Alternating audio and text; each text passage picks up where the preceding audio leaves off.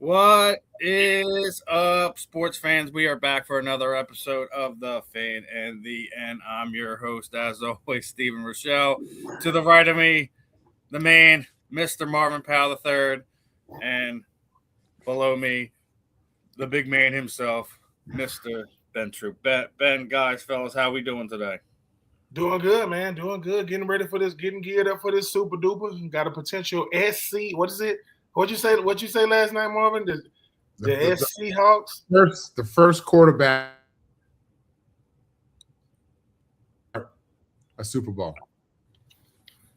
Yeah, we're getting our first. You get that? USC quarterback he's gonna win it. Listen, I'm not always overconfident about things, but I trust in that Seattle defense. I mean, hold on. No. I'm just asking Marv. Is the trash talking ready? Like, y'all, they win it. Super Bowl MVP. Are you? Who's getting the first call? Do you got mail number to say? Do you see what happens? This you know what I'm saying? Like, I'm just, Well, listen, Mel would be quick to throw Troy Aikman at me anytime I mentioned he would. But y'all, listen, for USC, the school who, depending upon the year, we've put the most NFL draft picks out there. We've had the most NFL players in history, and it's odd to think of all the players that we put out, all of the 14 Pro Football Hall of Famers and the others who are coming. Well, it's 15 now with Trey Palomulo, but it's unbelievable. We don't have a quarterback, You think guys that we've had a bunch of guys who play in the league. We've had like 20 guys drafted, and we've had 20 quarterbacks drafted into the NFL. A few of them had decent careers, but no Super Bowl. So, yeah, this is historic for USC fans. It's historic for college football in that sense. And I'm eager to see Sam Darnold run that score up, get that MVP, make some amazing plays, do what he did in that 2016 Rose Bowl against Penn State. Y'all remember that when he was out there with Saquon? That Rose Bowl. Saquon was Yeah. So no, this is a big deal, man. It's a big deal. So I'm excited about it. And as a Jet fan, I am 100% going for them Seahawks today. The US Seahawks. See, and it's not just that Darnold's there. It's the fact that Ben was talking about it last night. Evil Empire can't get another one. Yeah. We have to come together. I mean, and I get it, Marv. You are a Jets fan. You are a Yankees fan. Yeah. Dodgers too. Dodgers. Oh my God. I agree. I grew up hardcore. You're LA kid. No, I get it. I get to LA, and then you had to go out there. I mean, God. I mean, I can live with the Dodgers. The Dodgers. I mean, that's tradition. I can live with it. They got Freddie Freeman. They took our first baseman for the Braves. But it's all good. Cool. That's another show for another day. But no, Freddie's agent screwed him on that. You know that. Freddie wanted to stay in Atlanta. Don't get me. Please, he wanted to stay in his agent screwed him over on that. He's turning the wheel on him. You know that though, right? No, I did. I do know. Yeah. I mean, I do know. And the thing is, with everything that front office, listen, when that front office got switched up, they had FBI agents walking by them. It was crazy. It was crazy up there in Atlanta. But Freddie Freeman is cool. He wanted to be a Brave. And I know when he came back, he was crying and did the tribute. But Freddie Freeman is about as good as a baseball player can be with that high waist. But hey, man, it's cool, man. It's the Dodgers. I don't want the Dodgers winning it, but I can respect it. I don't want the Yankees ain't won, and for this, the Yankees haven't won since 2009. So Aaron Judge can have 789 career home runs as long as he don't get that World Series, and it's not happening. That's all I'm saying. Love you, Aaron Judge, but no World Series, sir. Well, I know we jumped right into it, but just want to get this out there before I forget about it. And as always, this episode is brought to you by Fight Wax. Fight Wax is a skin defense system that helps treat cuts, swelling, scrapes, abrasion, rejuvenates, and restores stressed skin. Customers have used for soreness, stiffness, recovery, designed to help athletes in active lifestyles, and it also provides an ultra silky, non-greasy feel, deep hydration for everyday skin care, helps fight dry skin. Customers have used it for eczema, psoriasis, and other skin disorders. They also got the soap coming out They got some stuff for your pets. And actually, they just sent me this graphic when broken down against some of these other skincare products that are out there. They're blowing them out the water. And as far as, actually being helped what they're saying. And then you look at this. When you're looking at some of these other skin care products, they're $60, $50, $80. White wax $29.99. Now, obviously, it may not be as much in the tin as you've seen some of the items pictured there, but they're doing what they got to do to knock it out the park. So, guys, if you haven't got a chance to head over to the website, type my name in the area to get access to the site. Go grab yourself some stuff. As Lincoln said, we got some stuff coming to Ben, coming to Marvin, coming to Scott and Candy. So support the companies that support us, and make sure you guys are checking that out. So one of the things I want to talk about to you, we talk about a lot of times, athletes playing hurt, athletes playing injured. I don't know if you guys have seen this over the last few days, but Lindsey Vonn had a tough run. She was doing one of her last little practice runs before we're getting into the Olympics, and completely blew out her knee. And from what I'm hearing right now is she's still going to compete. That she's basically wrapping her up. And, her comments, as you can see here, she's not letting this last opportunity slip through her fingers, that she's going to do it. And that's the end of the story. Now, we talk about how tough hockey players are, how tough football players are, how tough our combat sports athletes are. Man, that woman tough, because you already know when it comes to that it's going to be bouncing her knee around, hitting them slopes. What do you guys – I'm going to start with Marvin on this one. What do you think about Lindsey Vonn basically fighting through doctor's orders and everything else in between for her one of what looks like to be one of her last chances to get that gold medal? She's an elite athlete, which means she's a dog. I mean, she's a straight dog. She is a straight competitor. You know what I mean? She got it deep. I mean, she's done her little modeling stuff and dated her little celebrities, but this ain't no 90210 girl. This is a dog competitor who is used to competing against the best in the world. And she has the same mentality as a Floyd Mayweather or a Lawrence Taylor or Aaron Judge. You know what I mean? She's a dog. And it does not surprise me as she's getting older and realizing that the reality of her not being able to ski again, that hits her. She realizes that. She realizes how connected and how one she is with that sport and the training and just the lifestyle of an athlete. She misses that. So she has an opportunity here to go get it. I don't know the extent of her injury. I don't know what the timeline's really looking at for her in regards to how fast she can get better. And, sports science has evolved and we're in a different day. But the biggest factor in her getting out there is her heart and her character and her drive. This is just showing you that even in a sport that you think is passive and and sexy, like skiing and it's the snow and how cool is that?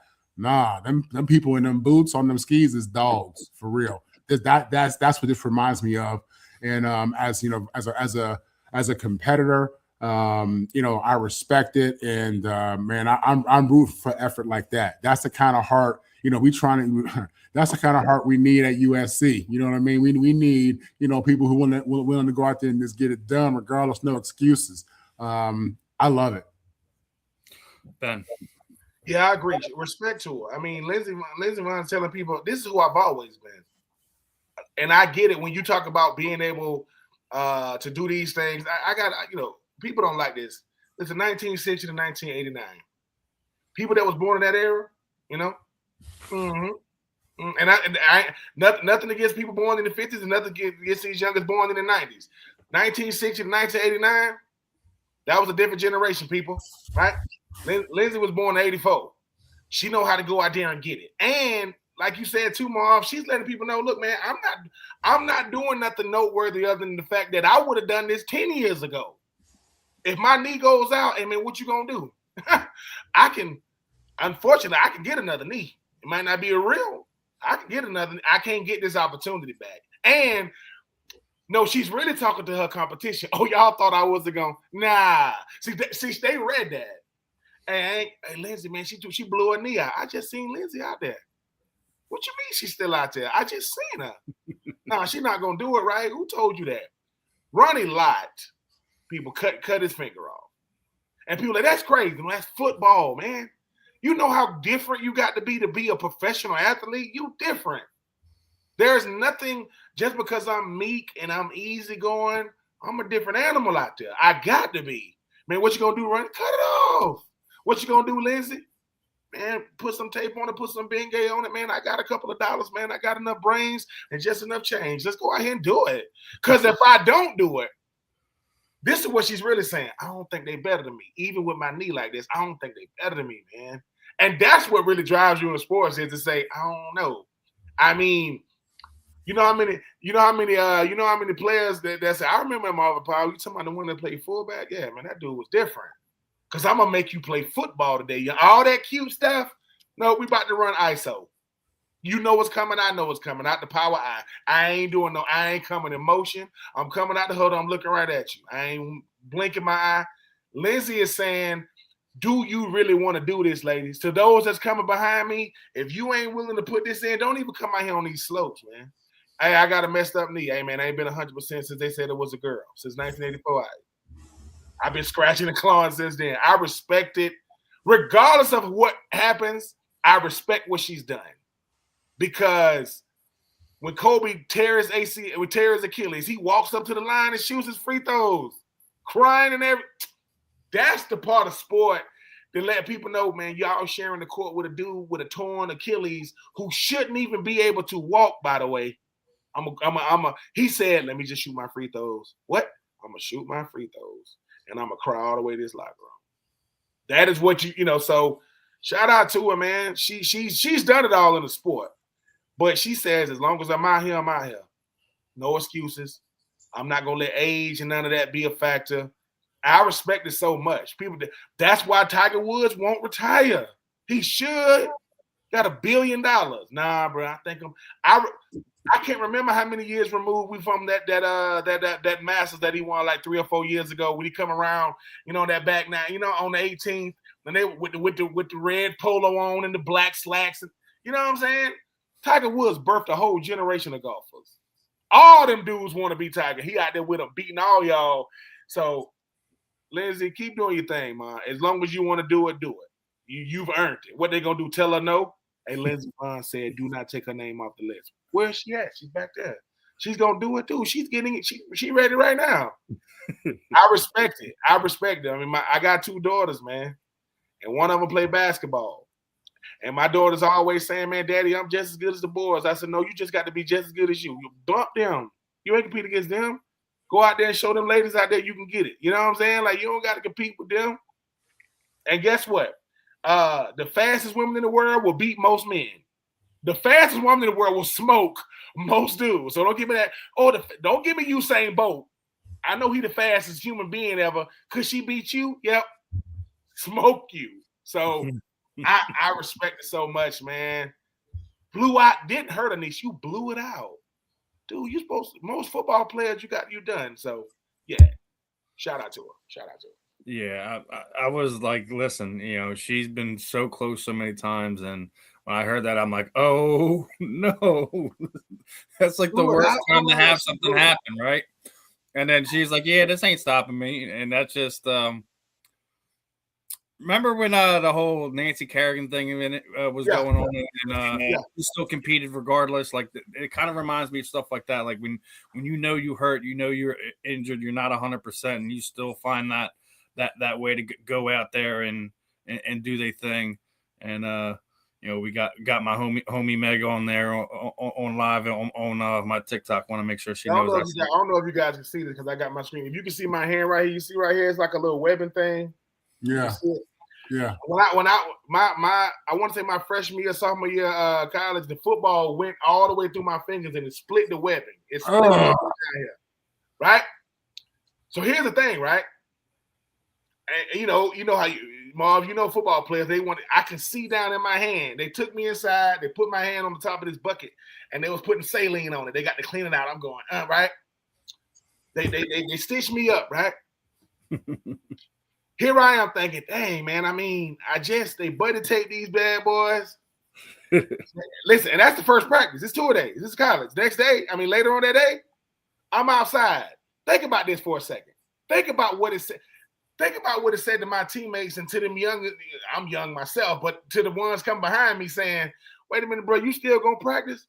Boy, if I can walk, I can jog. If I can jog, I can run. But let's do it. What you mean? Because because my coach gonna say, dude, this ain't no torn ACL. And once again, Tommy Frazier, the great Tommy Frazier of Nebraska, his little brother Rod Frazier played at Florida. He played fullback. You know what Rod said to me? Man, ain't nothing but a little scratch. That joker showed me his fingers. They all like this. Come on, bro. I mean, I saw it. It's cool. He said that's cool and all. He said, come get some of this work though. And then he going up against it. I said, yeah, I think I can. So that's what I'm saying, man. Shout out to every athlete, male or female, who really, really love the game, man. Because some of us really love the game. Some of us just play the game. Don't get it twisted. And we share the same field. So Lindsay is saying, I do this for real, youngins. I ain't new to this. I'm true to this. Play with it. Yeah, I mean, it's going to be interesting. I hope she's able to, despite it all, be able to rise up and get that gold. We'll see how it all plays out, but trying to stall a little bit here, but we'll see if Eric's going to get on before I try to jump into another topic here as it get to that point. But how old is she? 37? She's 41. She's 41. She'll be 42 this year. She'll be 42.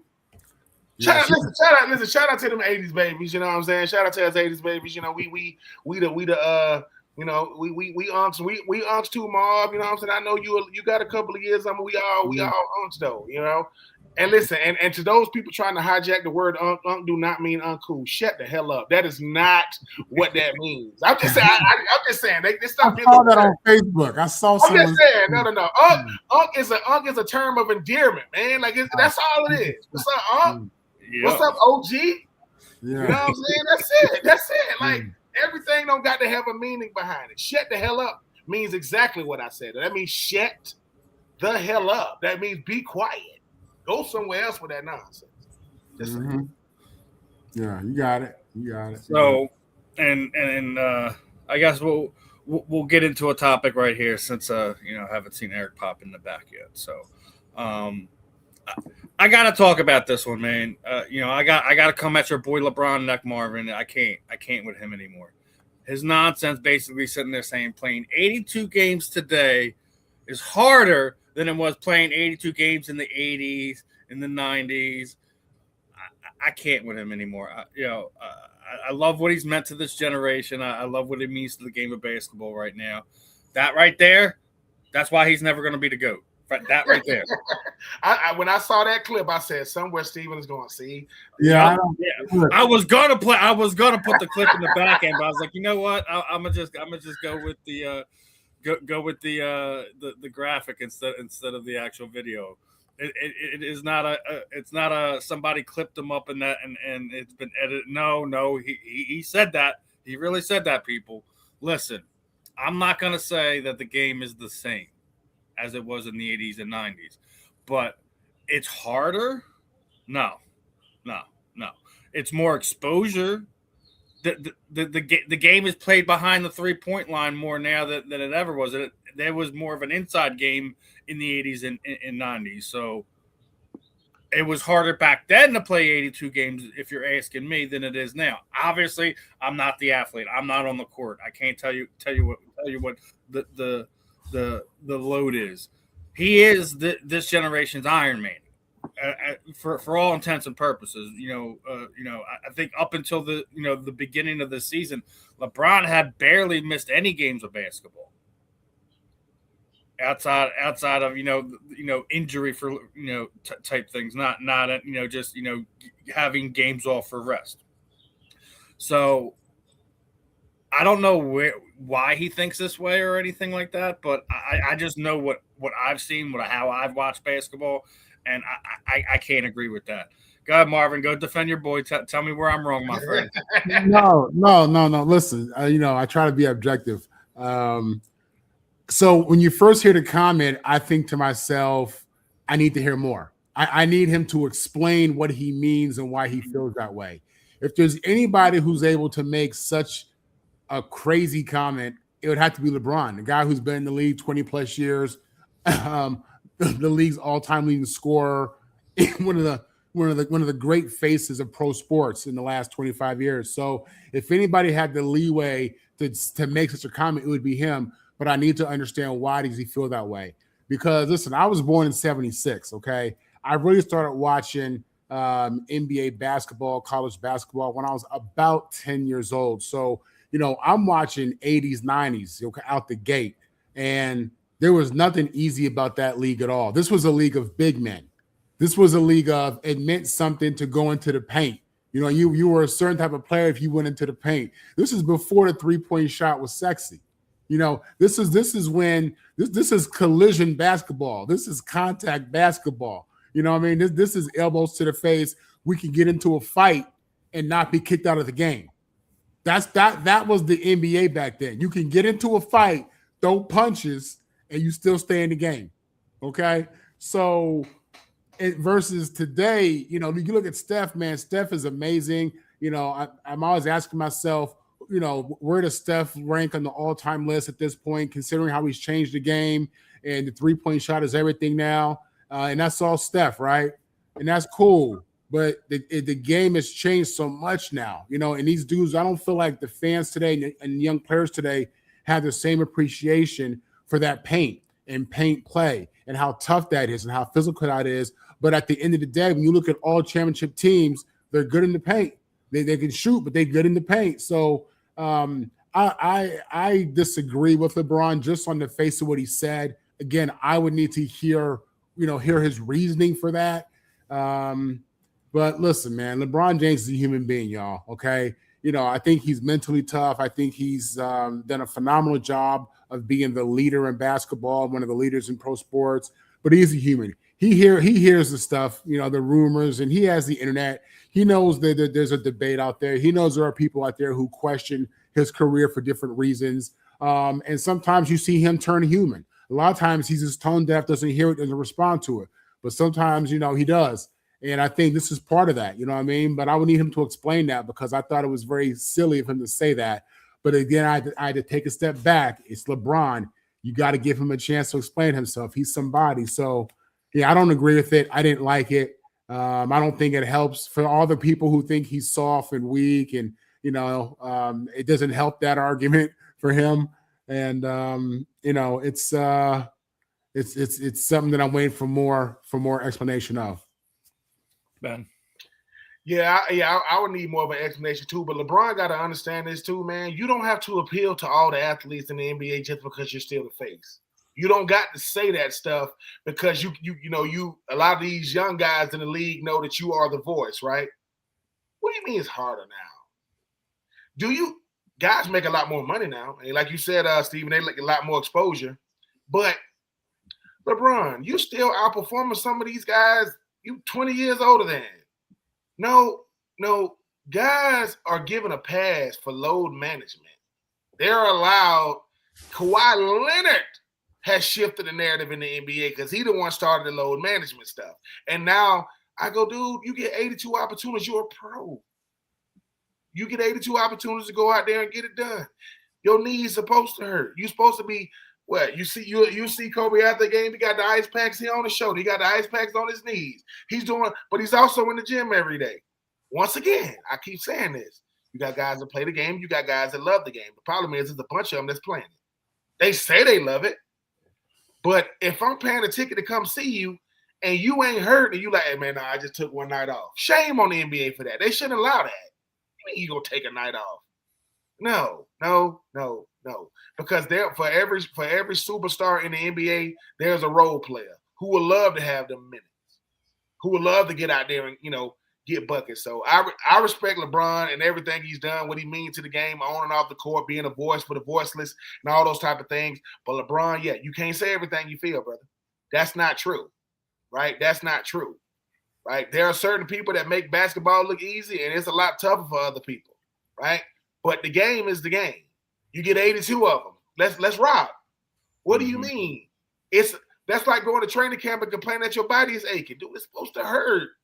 If you ain't played football in 3 months and you go out there and run around and you don't feel nothing, your body is dead. You don't have there's nothing there. You need to go to the morgue. No, it's supposed to hurt. It's supposed to be a grind.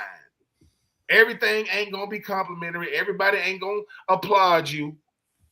And LeBron, let me tell you something. Stop getting people kicked out of games for what they said to you, man. They fans, man. I'm not condoning what they said, but don't be like, you know what I'm saying? Because that's power, right? Don't do that, man. Like, LeBron is about as good of a basketball player as you ever gonna see. Like I say, there are certain people who'll never see it again.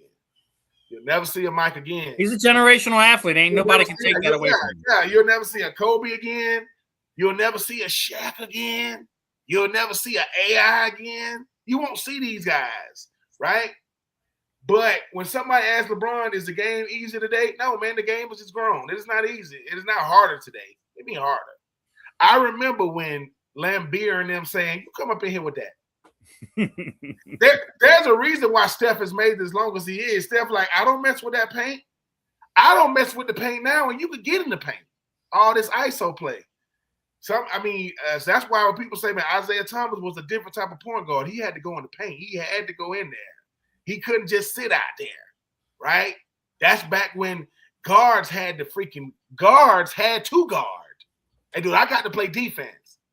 Could you imagine if they made NBA players play defense? They made them. Do you know you got to play defense, right? Like on the other end? Yeah. Why?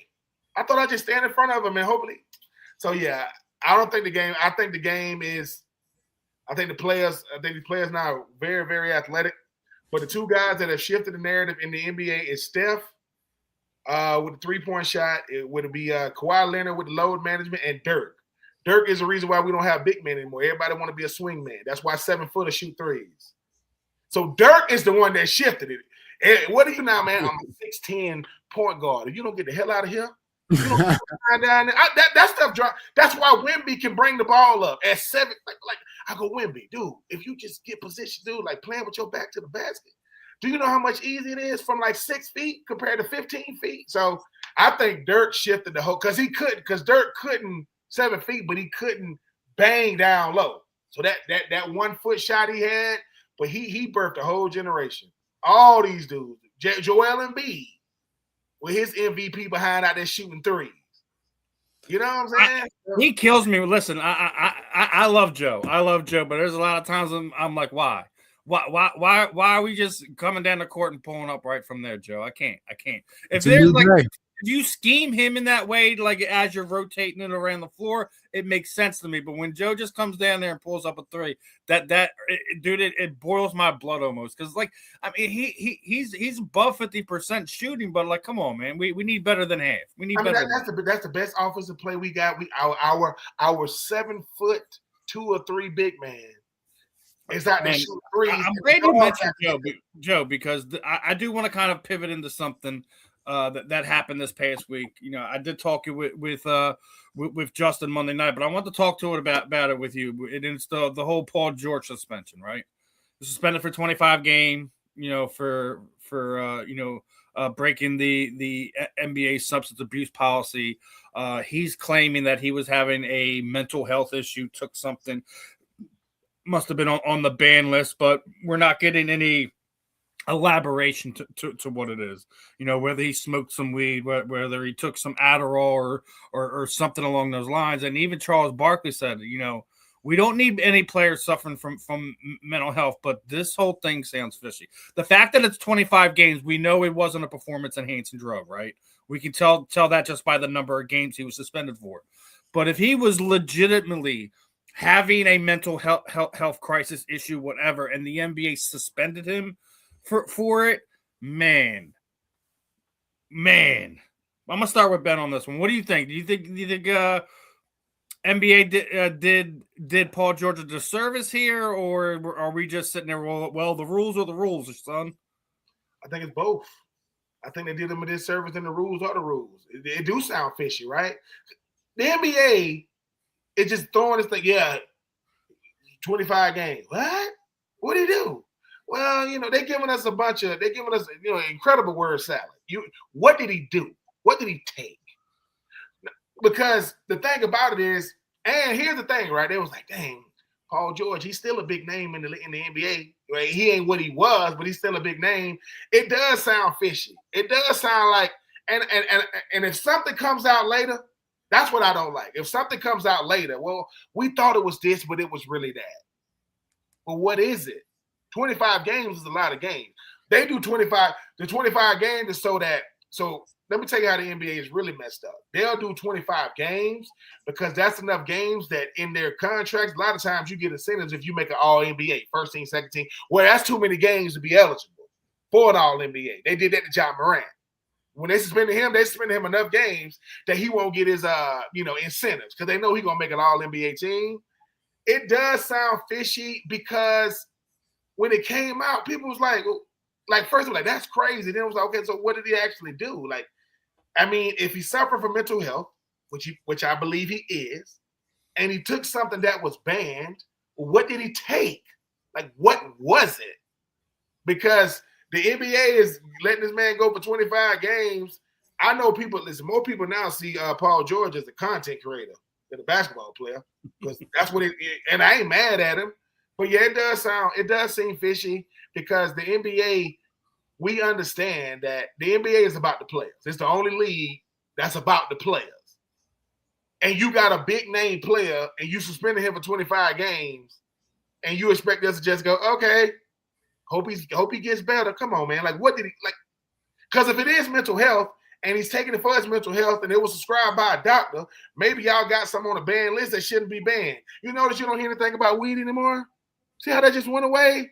See how it used to be a big thing and it just went away? NBA, NFL, you don't hear about it because it never should have been on the list. People, you let the wrong people decide these, and just because something is on the rule books, didn't they just change the rule books because Bill Belichick didn't make it in the first ballot? See how they switching stuff? Because they added stuff for T.O. So tell us what he did.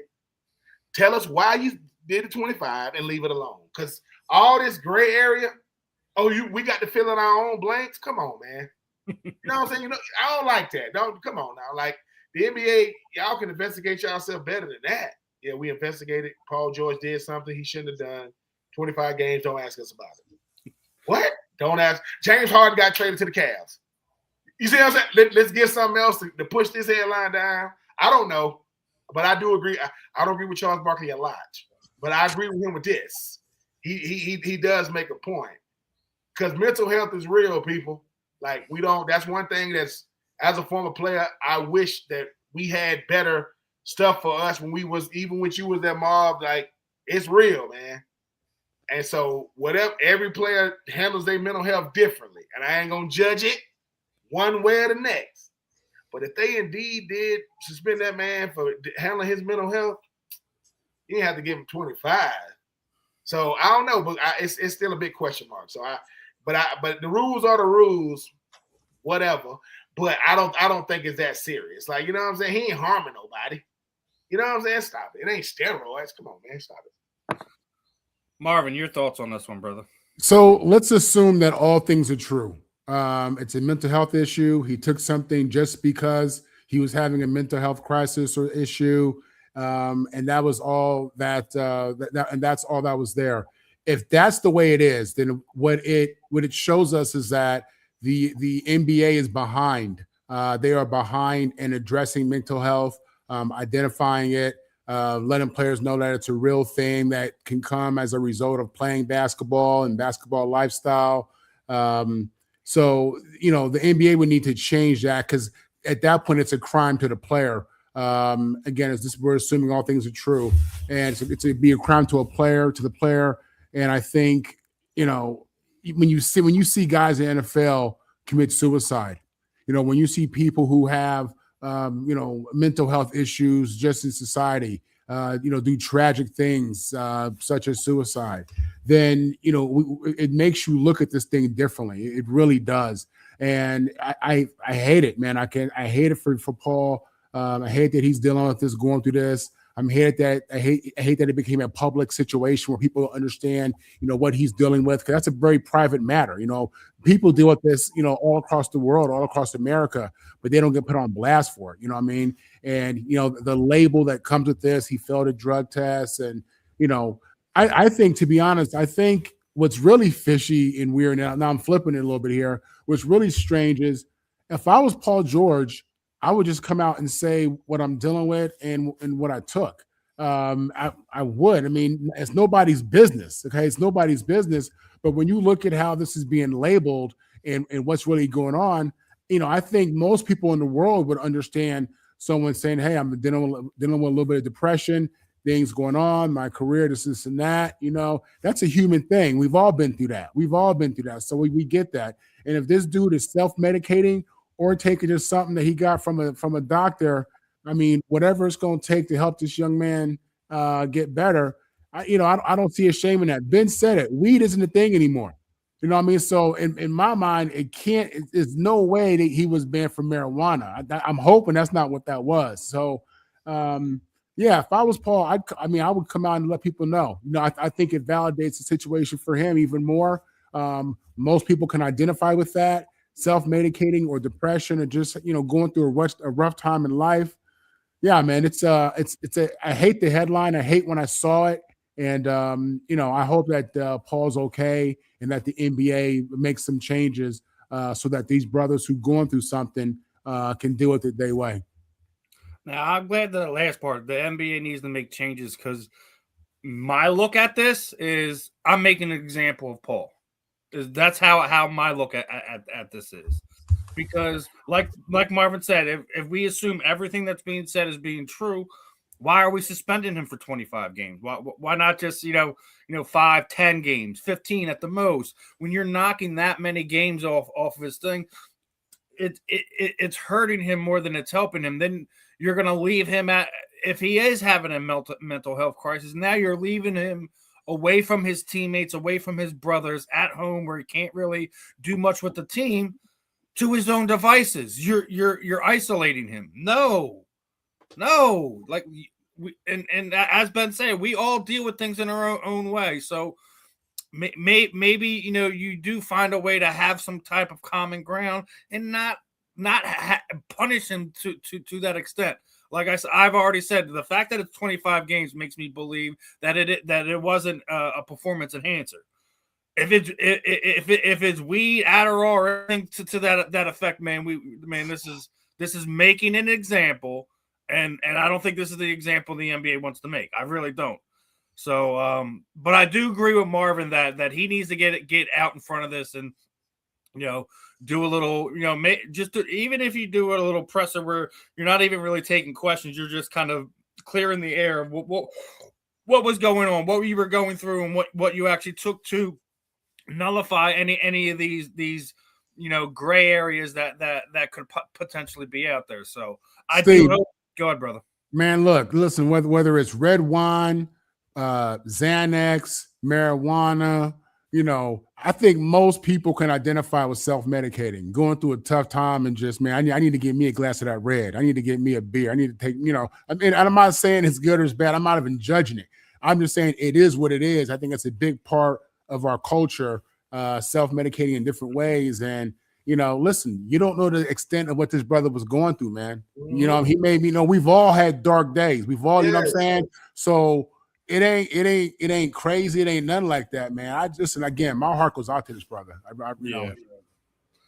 It's a messed up thing. And here's the other thing too, because now we're 2 days away from the trade deadline, something like that. We're within a week. Tomorrow, I think it's the 5th. I think exactly. So all right, so because let's be honest, we've been hearing a lot of rumors that Giannis is trying to get out there, and Philadelphia's been one of his destinations. I can almost guarantee you Paul George was going to be a part of those conversations. Now, can he be traded now because he's suspended? I don't think so. I don't know all the NBA bylaws or whatever, but that hurts not only Paul but the Sixers in another way of being able to kind of improve their team over that next 25 game period, because they're missing him. they're potentially they're more buyers this year than they have at any point in time over the last handful of years. As even Joel said that they were kind of pushing numbers because of the luxury tax situation, and that forced them to kind of make certain moves the way they did. That they had a little bit of freedom this year to actually be able to go and bring somebody in there. So you don't know how also that affects the Sixers as well. So it's an interesting thing. I'm going to be, obviously Ben had mentioned it, so I definitely got to bring it up. I think the Cavaliers are the favorites now, right? The fact that you just bring in James Harden to a team that was what that they were a game away from being in the Eastern Conference Finals last year, if I remember correctly. Mm-hmm.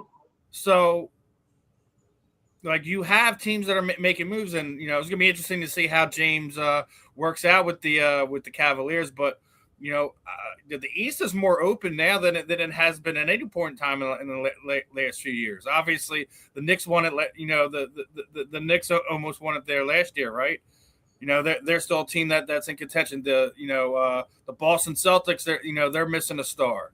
You have a couple teams that are missing their big star, so you having some moving around in the Eastern Conference. So, like, I think all of this really hurts my Sixers. I didn't have any expectations on this team going into the year. I'm gonna say that right now. But if they happen to land Giannis, and that apparently where Giannis wants to go is Philadelphia right now, as Ben says, that's cheating. I mean, listen, if you put Giannis with Joel Embiid, Tyrese Maxey, the kid VJ Edgecombe, that's cheating. I think the thing about yesterday, even what you just put up about James Harden going to the Cavs, what is going on with James Harden? Like what he's a superstar, right? And he can't find a place that'll keep him for an extended period of time. I mean, I'm just looking at me. Okay, I remember OKC, young boys in Houston, Brooklyn, because Houston it was supposed to be him and Dwight Howard. Brooklyn, it was him, KD, and freaking Kyrie. Not Philly. Couldn't make that work. Came here to Philly, and that didn't work either. The Clippers now the thing about James Harden, it will always be this. James Harden is a phenomenal basketball player. But James Harden, to me, is real similar to Carmelo. They're really, really good scorers. Incredible. I don't know how good they help their teammates. I'm not saying they're a bad teammate now. I'm not saying they're bad, but do they elevate their team around? And James Harden's problem has always been the postseason, hasn't it? That's when, we know what you do in the regular season, man, with the crossover left-handed beast. And then all of a sudden, we need you to be super in the postseason, right, wrong, indifferent. I mean, it was big news. I mean, everybody thought that LeBron was going to get traded somewhere. He's going to finish out his year with the Lakers. Giannis saying he don't want to. I think they're trying to work that trade right now. Is Draymond Green, is he still with the Warriors, or is he's still there? Okay. Yeah. I know that he's made it open. I know he's came out and said he want to play with LeBron, right? But yeah, the NBA trade deadline is always weird because it only matters if superstars get traded. Like, let me ask you this one, both of you. Which one are you looking more forward to till tomorrow? The NBA trade deadline or the Hall of Fame announcements? Because equally has their own bit of craziness attached to it. So let me ask you, Marvin, first. Hall of Fame or trade deadline? Which one are you looking forward to most tomorrow? Listen, football is king for me. But with so many great players on the line, I got to be honest, man. It's this NBA trade deadline is intriguing, but I got to go with the Hall of Fame. I got to see what these fools do. I mean that. I see what these fools do. They didn't already. I understand people mad at the Patriots, but come on, man. Bill Belichick need to be in the Hall of Fame right now. What are we talking about, people? Ben, trade deadline or Hall of Fame?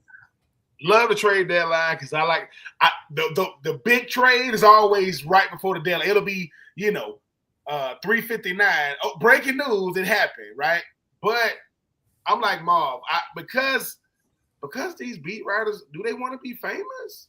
Oh, they not doing it. They ain't got enough. They ain't getting enough love. Oh, so my column ain't hitting the way it used to.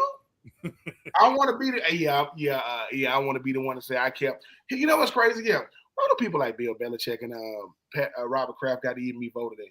Why? You got to vote for them? I'm looking forward to it because once again, we gonna see who got voted in, and we gonna say, "Oh, he ain't get voted in. Oh, he ain't get voted in. Oh, he ain't get voted in." It is not the job of a person who never played the game in that sense to keep you're keeping a Hall of Famer. The crowning, that's Hall of Fame in a professional sport. That's the creme de la creme, man. And I'm gonna be looking to see. But let me say something. If Bill Belichick and Robert Kraft, since they're not gonna be first ballot Hall of Fame or whatever, then no coach is ever gonna be a first ballot anymore. Don't even no one. Not Mike Tomlin, not Andy Reid, not Pete Carroll, none of them. None of them, not Sean McVay, none of them, because Bill Belichick can give some of his Super Bowls away, and he still got more than most of these dudes. Come on, what are we doing? Robert Here's Kraft. the other thing, all right, like to what you're saying, he's even if you take away everything he did before Spygate, right? Everything, right? He's still a Hall of Fame coach. He has almost double the wins that some of the greats have. He has over 318 wins. He's got triple the amount of Super Bowl wins that Don Shula does. Like, you know what's crazy though? But Steven, I broke it down for you guys last week, right? And I'm going to bring it up again. This is a disaster of the Hall of Fame's design. When you lump in the senior committee on top of coaches and the executive branches all into one category, this is what you end up with. So if you didn't do that a few years ago and lump them all into one category, we're not having this conversation anymore, right? I think there should be three different branches when we come to voting. There should be the senior committee all by themselves. There shouldn't be anyone lumped into there, right? You should have the coaches / executive branch as their own category, and your current crop that are eligible for 5, 10 years, whatever happens to be. That there should be 3 different votes for it, there should be a fourth. You should have current Hall of Famers have a vote. They should have a vote as well, because I got one even better for you. So we don't have situations like Grandpa Poland sitting there, having his buddies that he's cool with to sit there and kind of put this thing together. Have a rotating door of voters. Have your rotating door of Hall of Famers. Have your rotating door of veterans. Have your rotating door of even journalists or writers that you do give the opportunity to vote. So you don't have these people who may or may not have vendettas against somebody to be able to do this. If you keep changing it up every year, no one can sit there and. Yeah. And do we know who these people are? Like, do we know who has these votes? I think it's a mixture of things. I think it's a mixture of no matter what it should be like the justice system. It should be a jury of your peers. Point blank and period, especially when it comes to football, right? It should be, NFL alumni, whether, NFL Hall of Famers. No, it shouldn't be anyone currently a coach, owner, or current player. It should be your NFL alumni, your Hall of Famers, and the people who played with them, whether they had Hall of Fame careers or not, should have the people who played the game so they know the sacrifices that this guy made. I mean, and it should be a write-up too. The people who didn't vote for Belichick, listen, for Marvin Powell Sr., right? We should see your face. You know why? Oh, it should be open. Whoever votes, it doesn't matter who it is. Whoever votes should be open to the public. It should be open to 25 games. And their vote, Steve? Huh? And who they voted for? Absolutely. Yeah. Absolutely. I think we should. We're in an accountable age, right? We're in this where everything has to be held accountable. Everyone should be held accountable. Yeah, I think we should. Life. You should have to. It's like this. Explain it. Like we sit there, we're talking about having referees, referees being sent to the podium and explain their calls. Then the Hall of Fame voters should be sent to journalists, whatever, and explain this is why I voted this way, this is why I voted that way, this is why I kept this guy out. Because you're gonna have to justify it. Like, listen, Dan Orlovsky going on the Pat McAfee show, getting called out by Pat McAfee about how his favoritism towards Josh Allen, right? Now, he didn't like it, but he like, dude, you calling me out? Yeah, bro, because we got to hold each other accountable. That was a dumb statement. You saying you don't do this. You're a national analyst on national TV, and you doing this. And the reason why I think they should do that, Steven, is because I'm like, I want to hear you tell us why you didn't vote him in. Because sometimes when you say it out loud and you get crickets, that's how you know that was dumb. That's your reasoning, which means the same way a person's career had to make them eligible to be a Hall of Famer. What makes your career eligible to vote? How did you get that? How did you get your because some of us shouldn't have a vote. Some of us should not be voting on stuff because I guarantee you, when Lamar Jackson won, I think his second MVP, he wasn't unanimous because a beat writer in Buffalo voted for Josh Allen. See, it's stuff like that. I'm like, well, dude, I said, it's little things. So, yes, I want to see why you said no.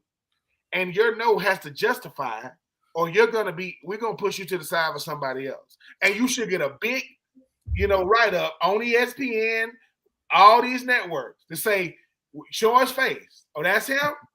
What is his social media handle? You should have to go through the same because you messing with somebody's legacy, man. You mean to tell me this dude right here that I'll never meet kept me out? Some dude in Idaho, name, I think it's crazy because it's too hard to even be in consideration for a Hall of Fame for anything. High school, college, pro, semi-pro, and then you telling me. So every offensive lineman you ever met said, yeah, man, this dude named Marvin Powell, man, he was crazy good, man. I mean, ridiculous. And some beat writer go, yeah, I went to UCLA. He wasn't that good. What the? And I'm telling you, this stuff happens. I don't like that, man. Because once again, no, bigger than that. Y'all got to call Marvin and tell Marvin why you said no. Marvin, you're wrong. Tell me, Marvin. When I saw your dad, you know what I'm saying? Because it's. You're robbing, the bloodline of what it really meant to this game. Because if Eli Manning last name wasn't Manning, he wouldn't be in consideration, but that bloodline serious. So you gonna put him in. People go, Eli ain't get in. Well, if he don't get in, that ain't a travesty. He won 2 Super Bowls. Well, Nick Foles won 1. But I'm gonna say this much. Like my thing with Eli, I've already told you guys, he's 117 as a starter in the regular season. He's thrown more interceptions than games played in his career. Can we take the postseason out of the conversation, please? Can we please? I will say this. I will say this about this. How I look at a career, and I could be wrong. If you've ever won MVP in the NFL, that means at one point in time you were considered the best player in it. That's Hall of Fame worthy. You want an MVP in the NFL? How you do that? With every player you want an MVP. Yeah, not offensive player of the year. MVP, right? Well, certain people said that means that Boomer Esiason and Rich Gannon, hell yeah, they won MVP of the league with Joe Montana over there, with all these players. Super Bowls cannot be the reason why you get in. That means that's a team award. That's a team award. Yeah, no. Malcolm Brown, right, won MVP of the Super Bowl when the Seattle Seahawks won. A linebacker won it. Most people don't know who Malcolm Brown is. He was not a part of Legion of Boom. He was part of the Seattle Seahawks defense. He wasn't considered a part of Legion of Boom, right? With Bobby Wagner and Earl Thomas and Cam Chancellor, Richard Sherman. What I'm saying is, you telling me I got to play the best on the biggest game of the year, yeah, and I can win MVP. When Santonio Holmes got an MVP, Hines Ward got an MVP. You know who never got a Super Bowl MVP? Ben Roethlisberger, and he played the 3 of them. So I'm saying I was in that draft class with Eli, but you cannot look like that in the regular season. He is the direct opposite of what Peyton Manning was in the regular season. He's the direct opposite. But because his last name is Manning, people think he's an MVP. But I'm like, has he ever been a first-team All-Pro, second-team All-Pro? No. Has he ever led the league in passing? No. Did he change the game at quarterback? No, he played in New York. What? He played in New York. That stuff, with that media market, like Odell Beckham Jr., that one-handed catch, they lost that game. They lost. Now, the catch is crazy, but they lost. Yep. Right? When when AI crossed Jordan, when he crossed him, right there at the 3, Michael Jordan had 47 and won that game. But listen to Mike them won that game. He had 47. I'm just saying, a moment in time can't be the reason why you get an MVP. I mean, getting the Hall of Fame. You was an MVP. Like, you was an MVP. Think about this, Marv. If you was in the Super Bowl and you was an MVP as a fullback, dude, that's crazy. That's a Hall of Fame moment. That is a moment that is enshrined, right? But they're gonna say, all right, man, what you do in the regular season? Eli, I went 117 and 117. So even your career was subpar. I was just, you know what I'm saying? I was good enough to not be bad.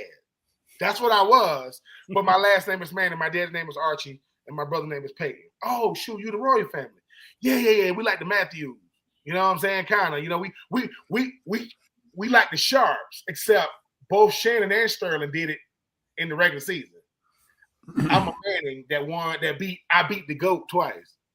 So that should be Nick Foles beat him.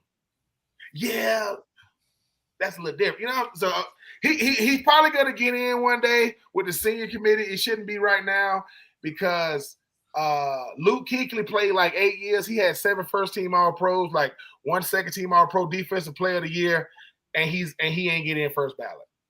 Stuff like that. So I thought I knew what a Hall of Famer was, but I'm not a beat writer.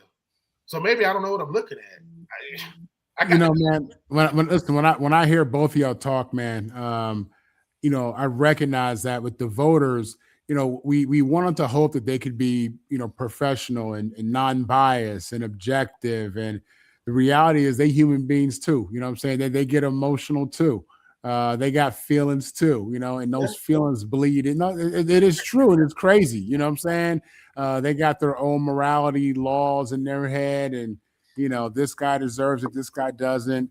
And that's the unfortunate part of the process, man. The human element is what really messes it up. Because Ben, you're right. When you see a guy like Luke, how can he not be a first ballot guy? You know what I'm saying? Like if he's not as a player, who is? You know what I'm saying? So I get that, man. I do. The unfortunate reality is I don't think we ever come to the day of true transparency where these voters are going to be obligated to acknowledge who they voted for. I think if anything, that probably forces them to make, popular decisions. And that becomes an issue. So it is what it is, man. It's an unfortunate process that we see a lot of players and coaches who are worthy just not be able to get in or get in first time or get in when they should. But, again, you add the human element to anything and, it's going to get a little bit skewed, man. So it's tough, man.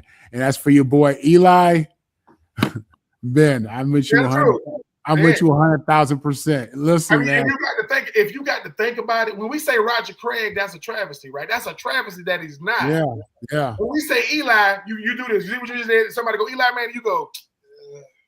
Yeah. If you're not sitting back in your chair to say the same. You're saying, I mean, you know what I'm saying? Like, if they was giving out steaks and they said, man, what you got, man? We got the Eli. Like, that's all you got. Hold on, baby. You want it? All right, that's all you got. You see what I'm saying? Because that's not a prime, cut of meat. It's a Manning, but it's not a prime cut of meat. That's you ain't got no payers, man. They stay sold out. They gone, man. We can't even get them in. We got some. Like I said, this Eli's pretty good, man. I don't know, man. I heard it, man. Make my stomach hurt. Is it a ribeye? Is it filet? What is it? It's like you got to debate, and that's what I'm saying. And people are saying, "Well, Ben, why is that important?" Because Cam Newton won MVP, right? If at your very best, what are you? I'm the MVP of the league. But did you win it? Yeah, I won it. You won MVP? Yeah. You went 15-1 with Ted Ginn Jr. as your number one receiver. Yeah, man, stop playing. You see what I'm saying? Look, like you said, Marv, I think you make a great point. The human element is a part of it, but you're not supposed to mess it up either, though. Like, I'm a part of this, right? But I got to know how to get out the way. I got to say, look, I'm supposed to say I didn't agree with a lot of his stuff he did, but we're talking about what he did on the field. Bad man. Look, I don't agree with it. I don't pick nothing New England, Boston, none of that. But I can respect what they do. I can respect the Celtics. I can respect the Yankees, but I don't like to do it. But you see what I'm saying? You don't. Yeah, no, I get it, man. I get it. And then when you with your MVP talk, I mean, listen, people don't understand. For me, that's the highest award you can get amongst all the major sports in America, because to go 16, 17 games and to be him for most of them games when you probably the most targeted dude on the field, and you still out here making plays week after week. There's no accident in MVPs. There's no fluke in MVPs at all. The level of consistency required for you to be able to win that award is so high that if you win that, then that says you were dominant. It says you were dominant. Hold on. And think about this, Marv. Just say, Marv, you won MVP in the NFL, right? Yeah. But listen, you a humble, mild manner, easygoing dude, man. Just meek, man, chill. And you at an event, and somebody go, man, what's your name? They say you Marvin Powell, right? And that person go, you go, yeah. And then somebody go, they go, no. That's MVP, Marvin. Do you want, like, sometimes people like, do you want MVP out of all the players in the NFL? Yeah, you were the best one. Yeah, for 1 year, I was the best player in the world. For 1 year. Now, some of them, Brett Favre did it 2 times, and all. Some guys, they that good. But people go, and people say, he only got one. What the hell? What you mean he only? One is enough. I just saw a video of Rich Gannon talking to John Gruden. I said, that's Rich Gannon, whole head white. You know what I'm saying? Right? But here's the thing, though. Rich Gannon went to a Super Bowl when his starting receivers was Jerry Rice and Tim Brown. That's hard to do. The older dudes got beat by the young squad. 2002, Derrick Brooks and them, they were still kind of, they wasn't as old. They still kind of, they got beat by a bunch of young dudes. They said that John Gruden played Rich Gannon in practice. Think about this. He's playing Rich Gannon, not a paid professional. The head coach is saying, this is what he's going to do. This is what he's going to do. Because, Steven, Marvin, do y'all remember who was the MVP of the 2002 Super Bowl? I do. Y'all remember who was the MVP? The DB. Yeah. Think about this. Not John Lynch. Not Simeon Rice. Not Warren Sapp. Right? Not Derrick Brooks. Dexter Jack. You know why? Because they kept throwing it to him. He just standing here like this. Come on, Rich, throw it to me. So MVP in the NFL, I'm gonna start saying that the most prestigious award in sports, 100%, is the MVP in the NFL, because that means my body held up for 17 weeks, and I outperformed mostly every player and team I was on that whole year. And this is what they gave. That's forever. So when people say, why Cam Newton act like that? Because at the top of his game, he's an MVP. At the top of his game, he's an MVP. You know what Drew Brees doesn't have on his resume, people? Drew Brees has never been the MVP of the league. He was Offensive Player of the Year. But we agree Drew is a dog out there. No. Drew is him. Listen, Drew Brees. Okay. Drew Brees is the reason why Nick Saban went back to college. Because remember he was down there in Miami, and the trainers told Nick Saban, his ankle ain't good, man. He can't pass his physical. He said, you sure? Yeah. They say he flew to New Orleans. And Sean Payton said, he looked at the trainers like this. We finna have a closed door meeting. I don't care what y'all got to do. He better pass his physical. He passed it. Rest is history. So, but Drew Brees is a dog. I don't want the Drew Brees fans thinking, yes, he's a Saint and I'm a Falcon. And y'all know how that go. But I respect this. Drew Brees is football royalty. That is football royalty right there. I don't want these because there's a couple of New Orleans fans sprinkled here in Atlanta. You know, I know where you live too, sir. Listen, I don't disagree with you there, especially the Drew Brees is probably one of the best quarterbacks that's not named Tom Brady over the last decade and a half. Is he number 2 in yards? Is Drew Brees number 2? I believe so. I believe he's about 2. He's about second in just about every category because Tom's first in just about every category. Yeah, but I do want to talk about a few things that happened this week that came to light, and we touched on it a little bit last night, and I wanted to kind of get into it, and we talked about it a few weeks ago on here. The Rooney Rule is an absolute joke anymore. It's a joke from top to bottom. The fact that and even Mel said, a quarter of the league's jobs came up, and not a single black coach was hired. We're talking about Brian Flores. Well, why hasn't Byron Leftwich gotten another job interview? He's been an offensive coordinator for a few years for a couple different teams.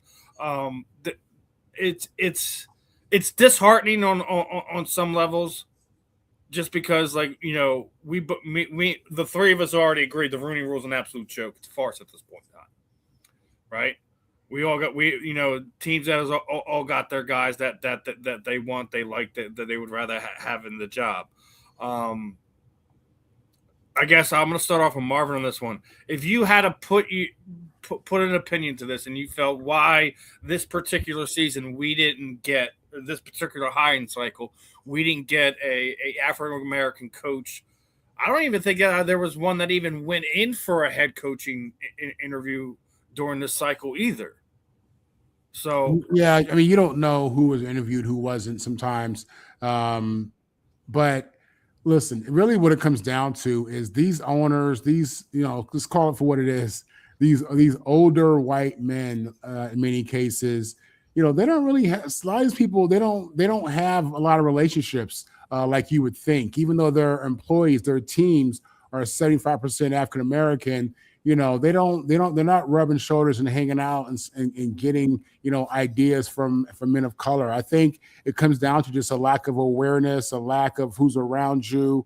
I think they feel more comfortable, getting recommendations from the people who are in their circle, and the people who are in their circle are probably not African American. You know what I'm saying? And I think it comes down to just what you're comfortable with. And that's unfortunate, man. The Rooney Rule, there was obviously the right intentions. You hate to get to the point where you have to mandate, that you at least consider, hiring people of color. But that's the reality of where we were. That's the reality of where we are. It's hard to believe that in a league that has so many black players that none of them can ascend to the ranks of head coach at a faster or better rate. That's insane. It's crazy when you really look at it and you break it down. And in this case here for this year, there were 9 opportunities. Pretty much a third of the league was open, and none of these teams felt that there was any African American that could fill that role. I have a hard time believing that. I just think that we deal with older owners who are from a different generation, and the old school of thinking is still in play. The good old boy network, whatever you want to call it. I think a lot of it really is just like I said before. They haven't put themselves in a position to be impacted, by someone's voice who's a person of color. And then, it's like that, man. I think there are real divisions in America, in the workplace, and the network of who and who knows you and who likes you. That has a lot to do with it. As opposed to what your resume is, so yeah, it's unfortunate, man. It is. And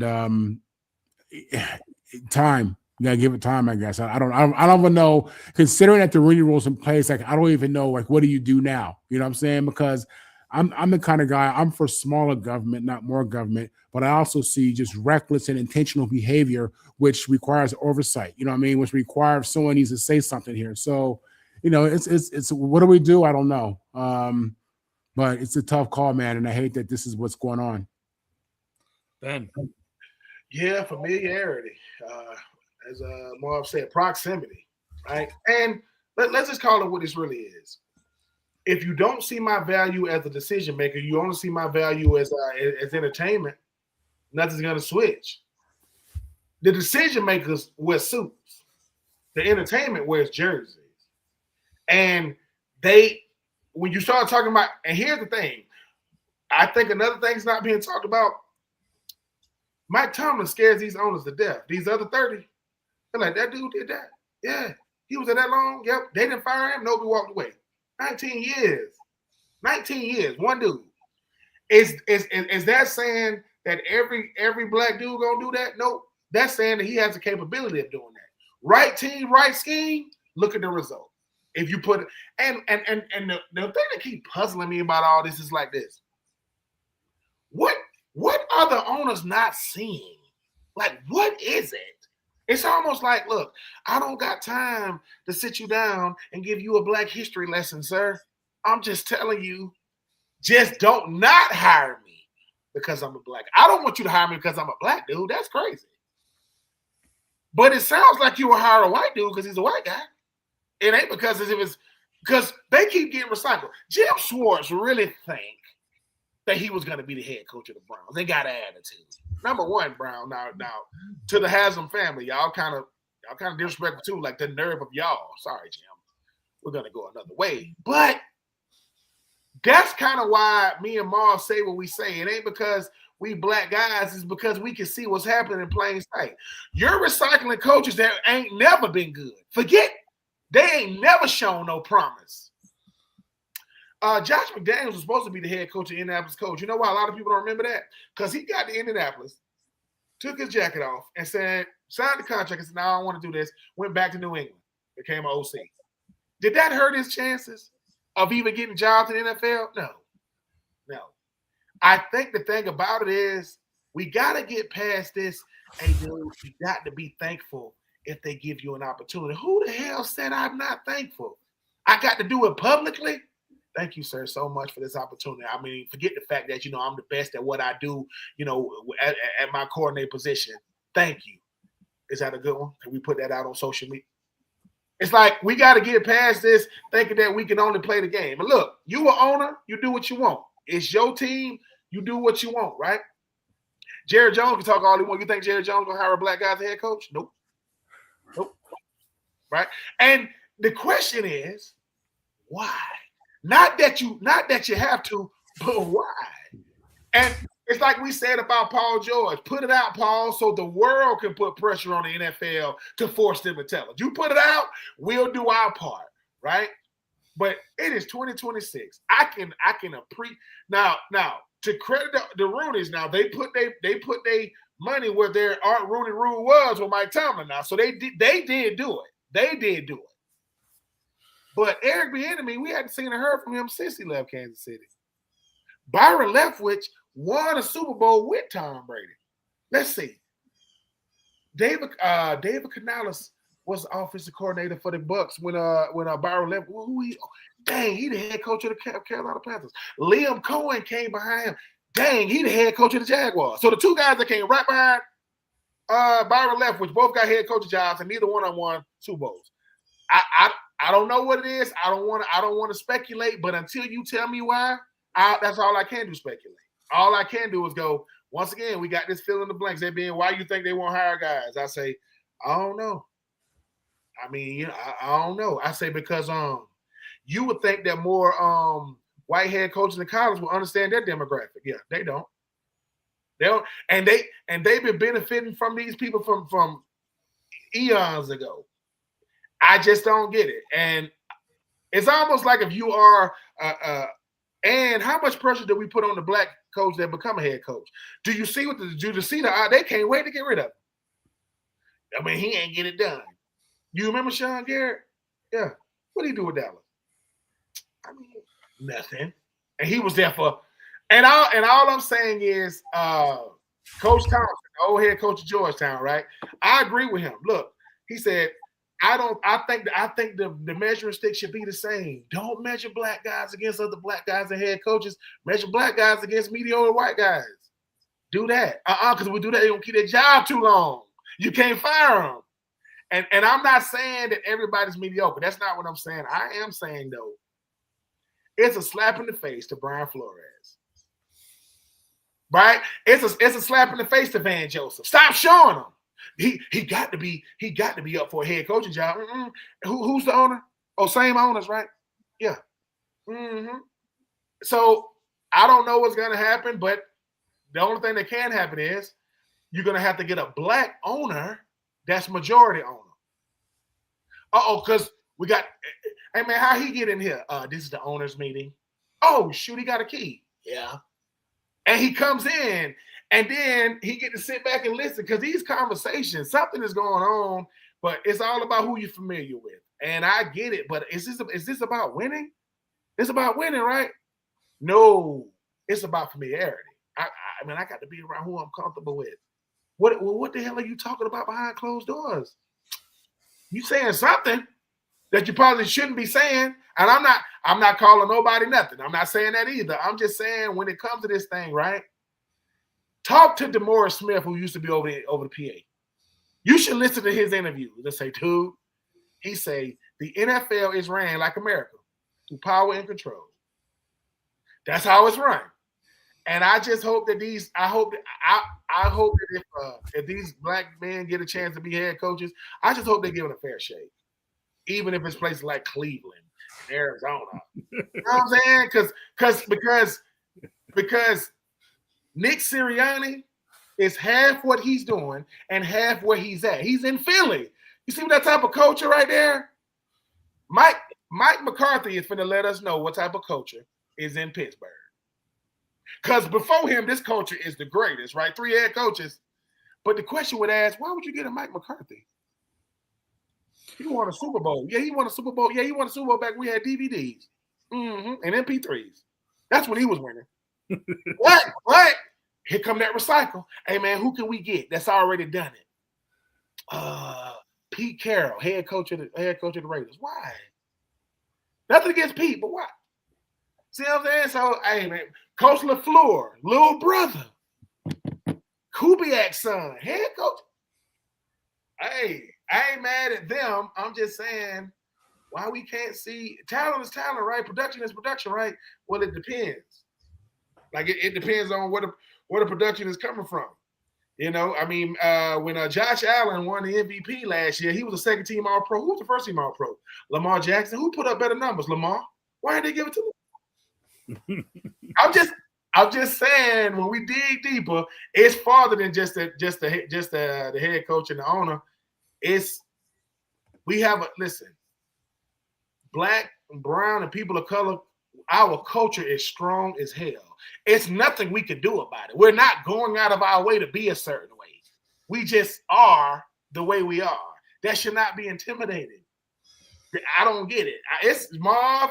We might have to do a deep dive. Might have to go to Princeton to see if we can get some of them kids to research it in Harvard and Yale. And people say, why Harvard and Yale and Princeton been? Because they're not going to respect anything. They're not going to respect SC in Florida. They'll respect Harvard and Yale. As if to say people at Harvard and Yale can't be dumb as hell too. See what I'm saying? They're going to respect the name. So we'll see. We'll see. And you know, we're talking about culture, and you were just talking about Philadelphia. And as we're on this thing, I'd be remiss not to mention it that the Eagles have the most games started by a black quarterback, and it's not even close.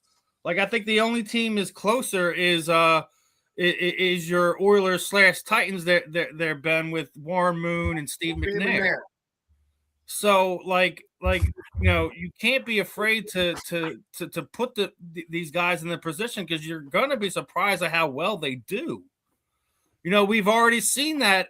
You know, as we were just talking about the black coaches, we've seen it with Mike Tomlin. We've seen it with D'Amico Ryans. We've seen them succeed in these situations. So it's not like I don't know if it's, you know, what you're comfortable with, you know, who's in your ear, whatever the case may be, but you guys have to do better than this. You know, the NFL needs to do better than this. The owners need to do better than this. The people that are, you know, their assistants in their ears need to be better at this. Like it's again, like, you know, we said it, you know, it's laughable at this point in time, but we can, as Ben was sitting there saying, we can only assume what it is at this point in time because you're not telling us why not.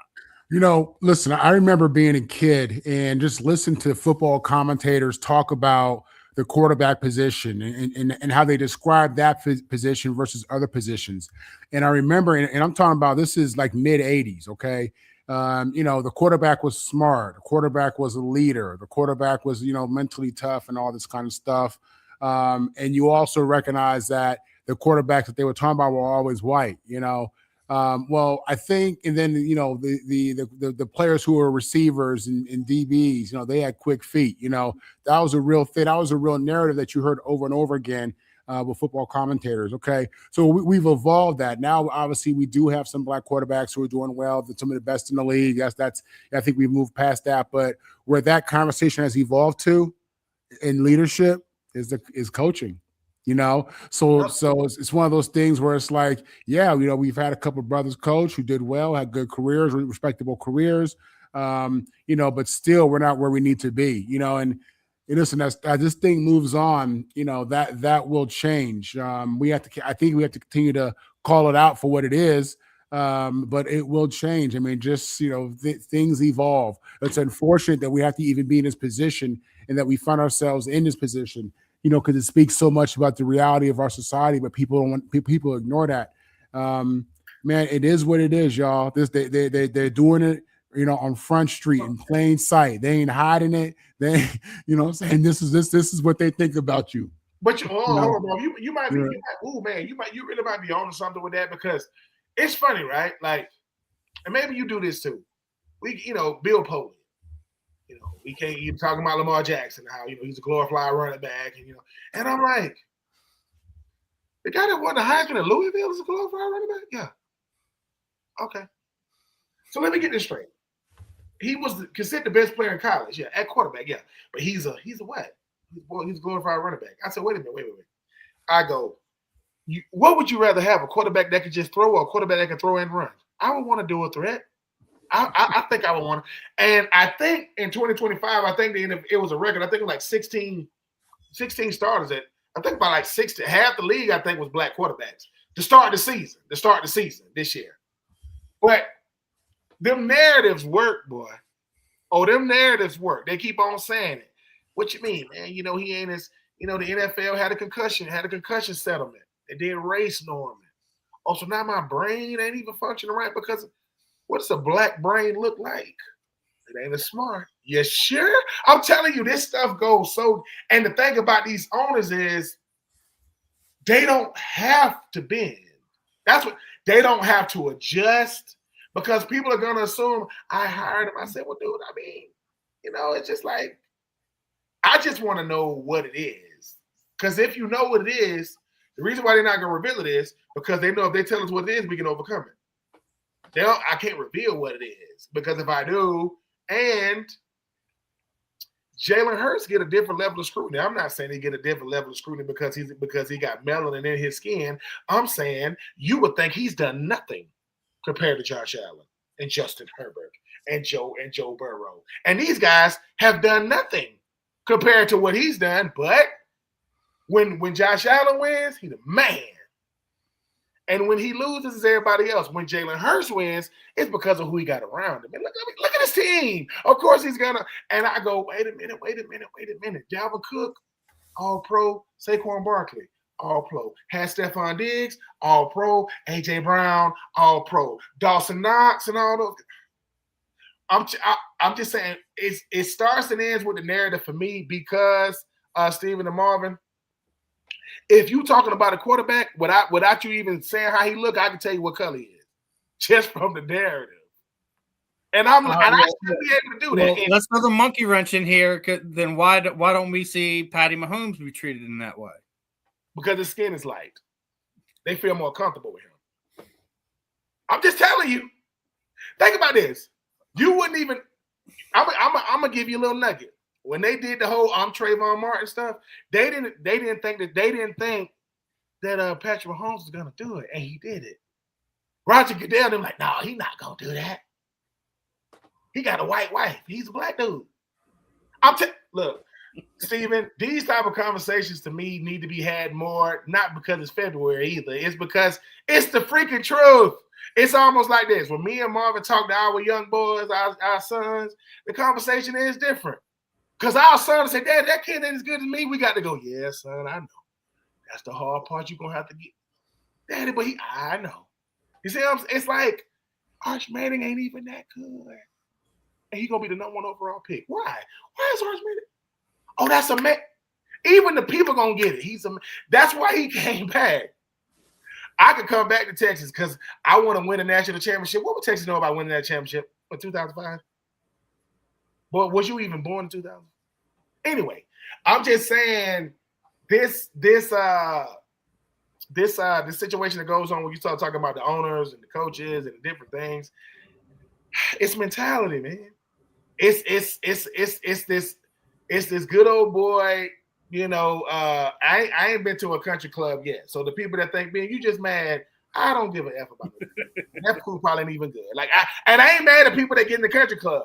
But Marv, this has happened to you. Marv, we get in the NFL, we heard about all this stuff. We go to these parties, we go, what is this?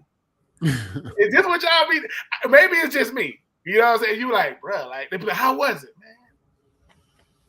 Caviar really look like that. Like, that little black stuff. You got to take it and put it on a cracker.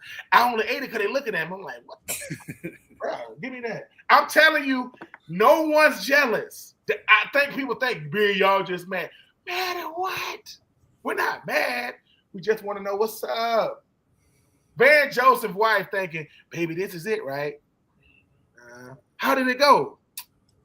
I mean, they said they liked me, man, but you know, they had about 3 dudes in the freaking lounge, in the freaking waiting room when I came out. Send the next one in, Van. LaFleur, and they want to see you. I'm just saying, because at a certain point, I can see black coaches turning it down. Hey, man, bro, I don't want to be the token one either now. Don't give it to me to try to balance it. I'm telling, because they said that's what Eric Bieniemy was doing. They said he had the nerve. I said, listen, Eric Bieniemy say, bro, you know how many Super Bowls I won? I'm not coaching the Browns, bro. You think I did all this to go over there? Think about this, though. Mike McCarthy is the coach of the freaking Steelers. And you wonder why people get mad. Mike, out of everybody you could have picked, not a hot shot coordinator, Mike McCarthy. And he's sitting there like, man, I grew up a Pittsburgh Steelers fan. Man, shut the hell up. You ain't finna do nothing, man. And they say he might bring back Aaron Rodgers. Hey, if I was in the coaching tree, they wouldn't like me because I tell the truth. I said, look, man, I'm saying, listen, since y'all not gonna hire me, could you at least tell me why? Because my partner Marv outside. I at least want to let him know what he finna walk in here with. What? I'm gonna tell him. Tell him what? That y'all BSing. And it's a nice suit too, bro. I got this tailor-made to come in here with y'all. It's Tom Ford, bro. You gonna do me like that? I could have stayed. We could have did this on Zoom, StreamYard, bro. You ain't have to have me come all the way down here for this. I don't know what's gonna happen, man. But I do know that the more we're in positions of leadership, that's why I respect what you do so much, Marv. You know, you tell it. We didn't grow up wanting to be owners and head coaches. We want to be players. That's why we're so good at it. If we just switch it. Hey, man, why ain't y'all? No. We want in front office positions. We going to F it up. In a good way, though. If we switch it a little bit and we take half of us, we going strictly front office, strictly management. Because we can't just be the head coach. We also got to be GMs. You don't want to talk about it, presidents, decision makers. We have perspective now. Now I'm sitting next to the owner, and he's saying, okay, so what is that? When they say that's just a term of endearment. Because a lot of it is misinterpretation too now. That stuff gets misinterpreted. So how does his hair do like that? That's called locks. He locked his hair at the top. That's why it just grow. It's like, because they don't even, so they got, that's coaching. He got goals in his mouth. He's from Miami. But he's from Detroit. But Marshawn Lynch, he's from the town. Why they call it? That's Oakland. I'm telling you, we got to be in these rooms just so you go, okay. So the whole time, I said, when I was a freshman in college, a guy walked in the dorms and he rang the fire alarm because he smelled smoke. Right? Everybody comes out the dorms. The girls come out the dorms. Somebody was getting their hair hot combed. Now he smelled smoke. He smelled something burning. Now he wasn't wrong, but if he understands culture, he know what he's smelling. See, It's as simple. It'd be some small nuances like that, but that'll keep a person from getting hired. That'll keep somebody. Well, I'm sorry. What am I saying? That'll keep the black guy from getting hired. Because Baker Mayfield, y'all saw him running from the police before he got drafted. Where he got drafted at? He went number 1, didn't he? He was on tape running from the police. Lamar Jackson, they had to come back up into the first round to get him a 32nd overall pick. Maybe I'm losing it. Listen. I'm about to be. I don't know. Maybe I'm losing. I don't know. Do want to say Eric did message me, apologize, asked if we could reschedule. So yes. Tell him we can tell that young man we understand, man. He got a lot going on. Yeah. And and Marv, that's what we're gonna do, Marv. We're gonna start a search saying, fellas, let's start telling our sons and the next generation. Tell their friends that's their best friends that don't play football but support them. You the upper man. You in the office. You the upper management kid. Why? Because people don't like LeBron because he played 20-some years. They don't like him because he got Maverick. Maverick is the reason why his off the field looked the way it looked.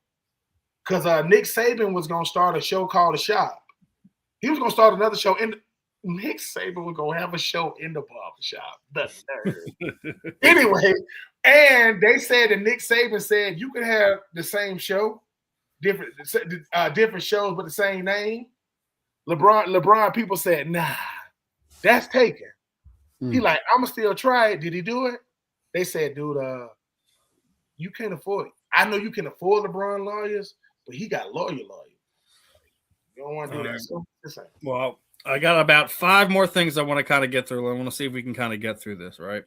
I don't know if you guys heard or seen this, but did you know Floyd Mayweather is in the middle of suing Showtime, saying he was cheated out of millions of dollars via him and his former lawyer / agent? I didn't see that, but listen, Floyd needs his money, man. I'm trying to tell you, money made. I can see that. Floyd went out there and gave you great performances. You know what I'm saying? He was Showtime for real, in my opinion. I'm a Floyd fan. Really respect what he did and how he went about his business and prepared for every fight and always put on a good show. And he made a fortune. He earned apparently that. And he apparently I'm about to say, if they was giving him so hold on, didn't Floyd have a check for like $100 million after a fight or something crazy? Then he showed Max Kellerman after the fight. He showed him $100 million. Them pay-per-view buys. Floyd, I added to your millions. I bought a couple of fights. I'm up there. I ain't gonna lie. But if you owed me 150 and you gave me 100, nah, bro. Because you know why Floyd really doing that on Marvin, Steve? Let's take it the other way. Could you imagine if he was stealing from them? Right. They would have sued him for the money that they gave him, man. So get your money, Floyd, get double and triple. Own a portion of Showtime. Yeah. I mean, it's the one thing I hate about combat sports. It's this part of it. It's that the fighters gets F'd no matter what. They put their mind, body, and soul online for these fights, and 9 times out of 10, regardless if it's the level of fighter Floyd is, or the co-headliner, the guy on the undercard, whoever, these guys do not get paid what they're worth. And then even when they do negotiate something, even if you're watching this, even the guy that was getting paid millions, they're still finding ways to screw with them. So I do hope Floyd gets recouped whatever was taken from him via Showtime, via manager, lawyer, whatever the case may be. But it's just it's the dirty side of combat sports, man, and it's not delegated just to combat sports. This happens across any of the 4 major sports, and then everything in between. 9 times out of 10, the owners, the people dishing out the checks, that they holding on to every penny they can, and if they can find ways to pinch it out of you, they gonna keep it. And this is what we were talking about guaranteed contracts with some of these athletes. That I think that we expect the athletes to hold up their end, but when it comes back to the other end, for some reason or not, the shoes on the other foot, and that's not how things work. So I hope Floyd buries him, and like Ben says, I hope he owns Showtime. Okay, yeah, I said, I give me ownership stake in it. What you mean, Show? Well, because we talked about this before, man. As of right now, there is none of the major networks is holding on boxing events. Not Showtime, not HBO, not ABC Sports, not CBS Sports. So for the first time since the mid 1900s, rather, that we do not have professional boxing on terrestrial television. It's insane. It's insane.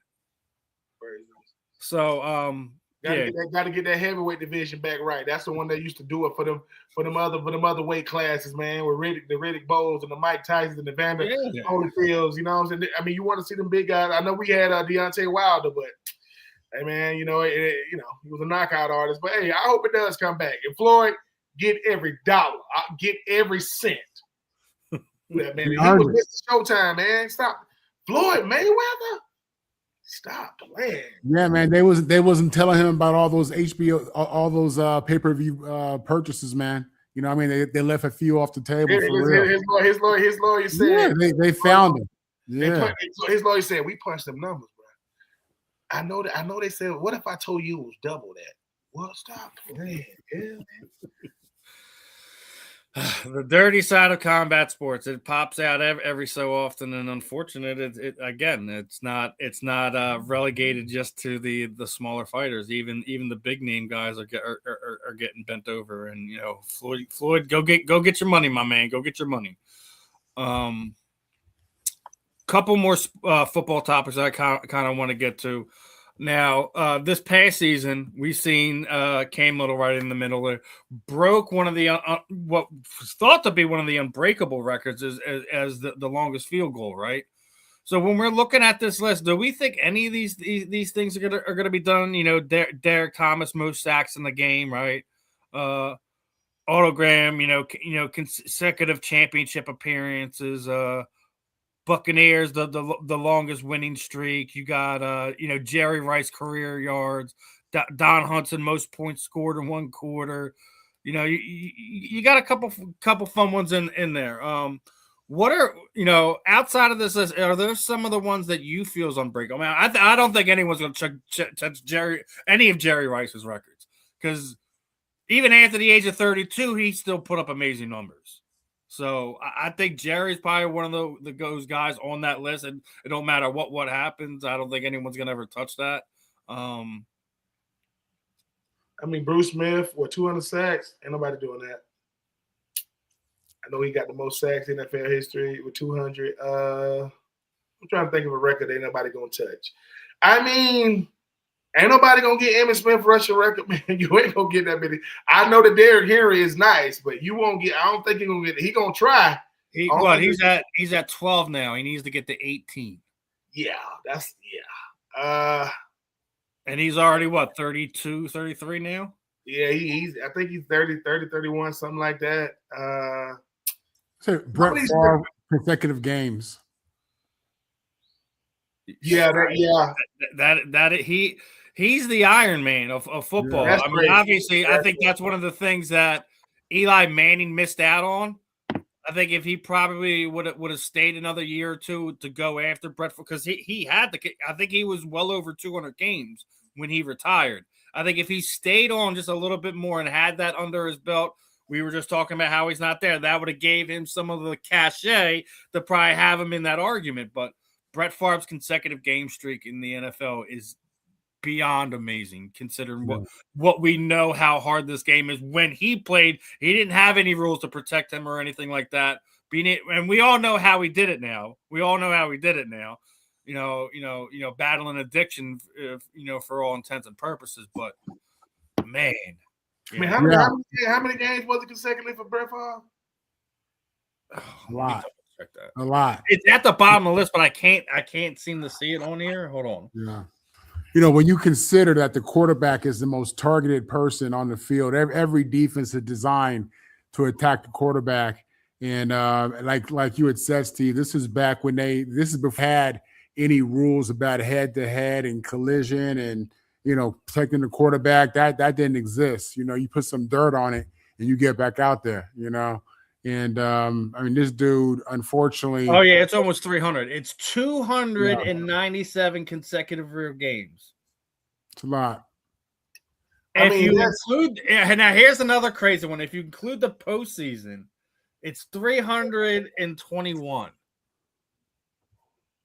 Yeah, I mean, look. Why wouldn't you include the postseason? I don't understand that.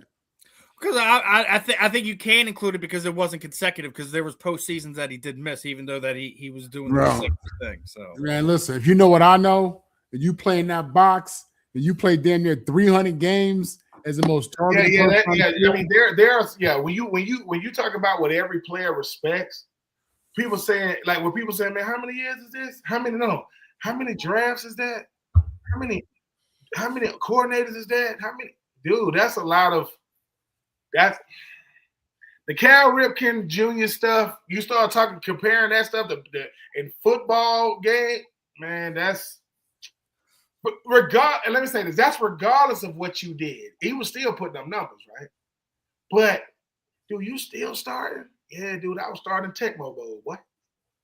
I went from Tecmo Bowl to Madden. Still doing it. Listen. He's the reason why Aaron Rodgers didn't play football until he's like fourth year in the league. He ain't even played. Yeah, it was. Jordan Love didn't play football. Aaron Rodgers was getting very impatient. I remember the talks, like they were debating on whether they would trade him, and then it wound up. I guess there was a conversation internally had that is the reason why Brett didn't finish his career there, is because they had already drafted Aaron, and they thought, you know, maybe 2 more years before Brett's done, and he's going into year 4, and they were like, all right, we need to do something about this because we got this kid. And that's another thing. Imagine what Aaron Rodgers' numbers were if he played at any point in time during those 4 years. Yeah, Jordan Love didn't play for like 3. He played for like 3-4 years when he first got there. I mean, some of these. I mean, Jerry's records of catches, yards, touchdowns, you ain't gonna touch it. Brett Favre, you ain't gonna touch it. I'm sorry, and I can appreciate it's a passing league right now. I don't know if you're gonna touch Tom Brady's, man. 80-some thousand yards. Because you got to think, Tom Brady had one major injury. He tore his ACL. It's gonna be hard to do some of these things. It really, really is. Eli Manning had 210. That's crazy. A lot of games, man. Now that right there, I respect. I respect. I do, and that's what I'm saying. It's a. Dang, Brett Favre, I didn't know it was that many consecutive. Man. Yeah, I mean, dude, if you think about that, 297. That's once again, like him, dislike him. That's Mount Rushmore type stuff, bro. That's correct. What? Most players don't even want to play that many games. Like, I don't want to be 200. I'm good on that. But 290, put that in perspective, man, in football, 290, dude. Yeah. And when you put that up against what LeBron said about it being easier today in basketball, different sports, I say, no, man, you're dealing with a different generation, different culture, just different mindset and how you played that game. You know what I'm saying? You know, I love it. I love it, man. I do. Brett's commitment to that, to getting it done and showing up to work was at an all-time high. He sacrificed some stuff in that process, man. But you know, you were never going to see that again. You're never going to see a Brett Favre again. You're never going to see another Cal Ripken again. It's just not the way. It's not the way athletes approach the game today. You know, and that's another reason why, like I said, like as much as I like to get on LeBron, like he's still another one of those guys. You're never going to see another one like him either. We talk about like he's not the GOAT, he's not Michael, but LeBron is still him. Let's make that very well and clear. He is a once in a generation type athlete. That Steve. Huh? I'm happy to hear you say that.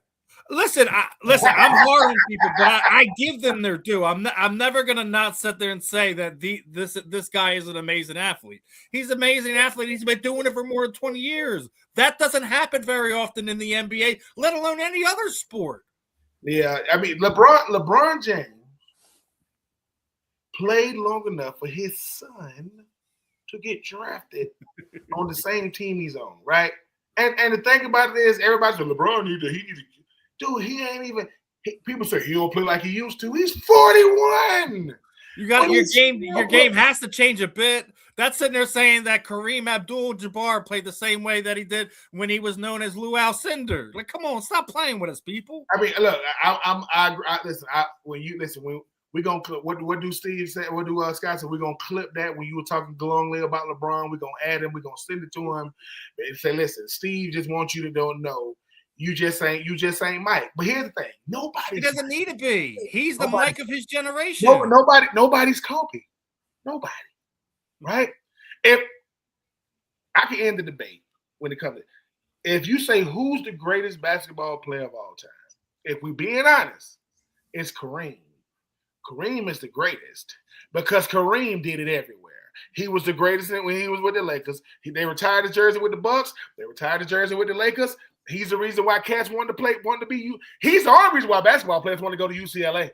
He's the reason why, right? It's because of, but in high school, and he has the most unstoppable move in sports. The sky hook. You can't. I don't know why cats don't do it now because they too cool. You know what I'm saying? They too cool. But he's done it everywhere he's been, and I mean he had the most points till LeBron came through. The fact that LeBron came into the NBA and said, "I want the scoring record," and got it, dude. I mean, there are players that say LeBron got 42. How did he do that? How did he get that many points? Hey man, consistent. When people say who's the greatest scorer of all time, LeBron. Well, how LeBron? How can you not be the greatest scorer ever when you got 42? And we talking about a number that's going up every day. It's still going up. LeBron trying to get to 44,000. That's crazy. That's crazy. That's nuts. One of the things I want to talk about this week, we were talking about coaching, the hiring cycle, and everything like that. Obviously, a lot of things happen here in Philadelphia. But I think the scariest thing that no one was talking about, obviously, hired Sean Manning, hired Josh Gizzard as pass game coordinator. We feeling good about that situation. But the thing that no one's talking about is Vic Fangio was about to retire. He's about to retire, and I think that would have set us back more than anything that Kevin Patullo happened to do or anything like that. Rumor was that after the Super Bowl last year, he was contemplating on it, and he just didn't because he wanted the attempt to run it back. Obviously, those thoughts came forward again this offseason.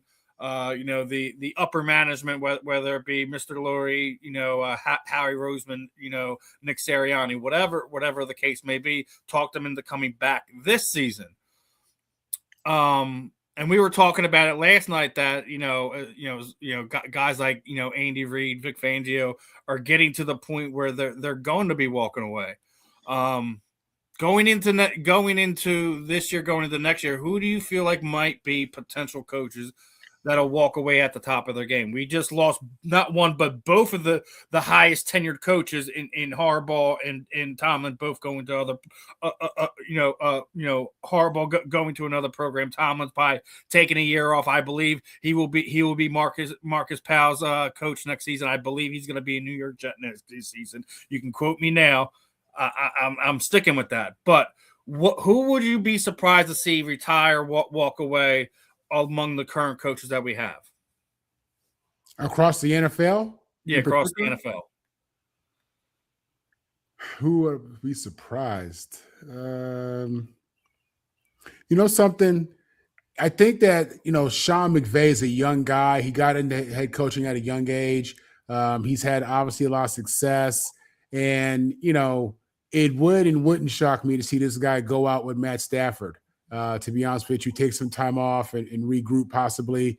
And I'm just saying this, you're shocked at me with the question, and I'm just thinking it would surprise me. It would surprise me, but it wouldn't surprise me. You know what I'm saying? Because again, he's so young. He's already had so much success. Now, do you want to give up coaching in LA? Do you want to give up coaching in LA where you have a great relationship apparently with an owner GM? I don't know, man, but I know these coaches get burnt out. These coaches need a break. I bet you that up in Pittsburgh, the ownership there spoke to Mike Tomlin about taking a break as opposed to just walking away. So yeah, I'll go with McVay. It wouldn't shock me. / it would shock me. I'm gonna go with another Sean. Sean Payton, man, has been doing it a long time, right? And sometimes you just want to, coaches got egos just like players. Coaches are players that didn't make the NFL. A lot of them play, they just want. Mike Thomas said that. Sean Payton didn't like what went down with him and Russell Wilson, made it look like he wasn't that good of a coach. Like, bro, what you mean, right? But he get rejuvenated through a Bo Nix, and you see what's going on with them. I think next year, if they have a run like they did this year, and they potentially, go to the Super Bowl, win or lose, I could see it. Because what's crazy is some of these coaches don't be as old as the game make them look. Like, do you what? Yeah, dude, it's rough. Like, it's a lot of stress. The pressure is all the time. And never, guys getting hurt, guys want to get traded, guys want more money, we losing. And obviously, I think Andy Reid, I know what I said, like, I'm going to say it again. I hope that Andy Reid is going to do for Eric Bieniemy what only he can do. And go to the front office and say, look, I just ain't got it in me, man. Like, I got rejuvenated when I came to Kansas City, but I gave a great years to Philly, great ones. And to do it for two iconic franchises, dude, I'm tired, bro. Like, I lost my son. He lost his son. He went through a lot as a coach. I can see Andy Reid. And here's the thing, right? Let Andy Reid retire as a Kansas City Chief and an Eagle. Let him come over to the Eagles. I don't know if a coach has ever done that. I don't know if a coach has ever said, hey, man, can I just come through? Because it's so crazy to see Andy Reid now in that Kansas City red, man. Because you saw him so years in that Eagles green, right? And everybody thought when he went to Kansas City, he wasn't going to make it. But he said, dude, I came from one of the grittiest, grimiest cities ever, but they showed me how to coach. They showed me how to do it. And, ain't a lot of other coaches, man, that I think that I could foresee, like Sean Payton, you mentioned Sean McVay. He wouldn't do it, right, because he's still too young. Kyle Shanahan tired as hell, man. He is tired. He is tired out there in San Francisco. It's so rare to be a head coach in the NFL, man. Like, you want to do it as long as you could do it. You want to stay there as long as they can stay there. If Harbaugh goes to the Giants for 1 year and calls it quits, I would be very surprised. I would be very surprised if he did that. Call it quits. Because I'm with you on Sean Payton. I think he would probably be my surprise one out of the ones that are still there. If Andy Reid walks away after this season or during this offseason, I wouldn't be surprised one bit. He's earned it, so to speak. But the fact that we heard Vic was potentially going to try to walk away, that was surprising to me, considering he came to Philadelphia because this is his home, this is his backyard, this is where he wanted to retire. I felt like we were going to get more than 5 years out of him. So kind of why I framed it that way. We'll see what happens. As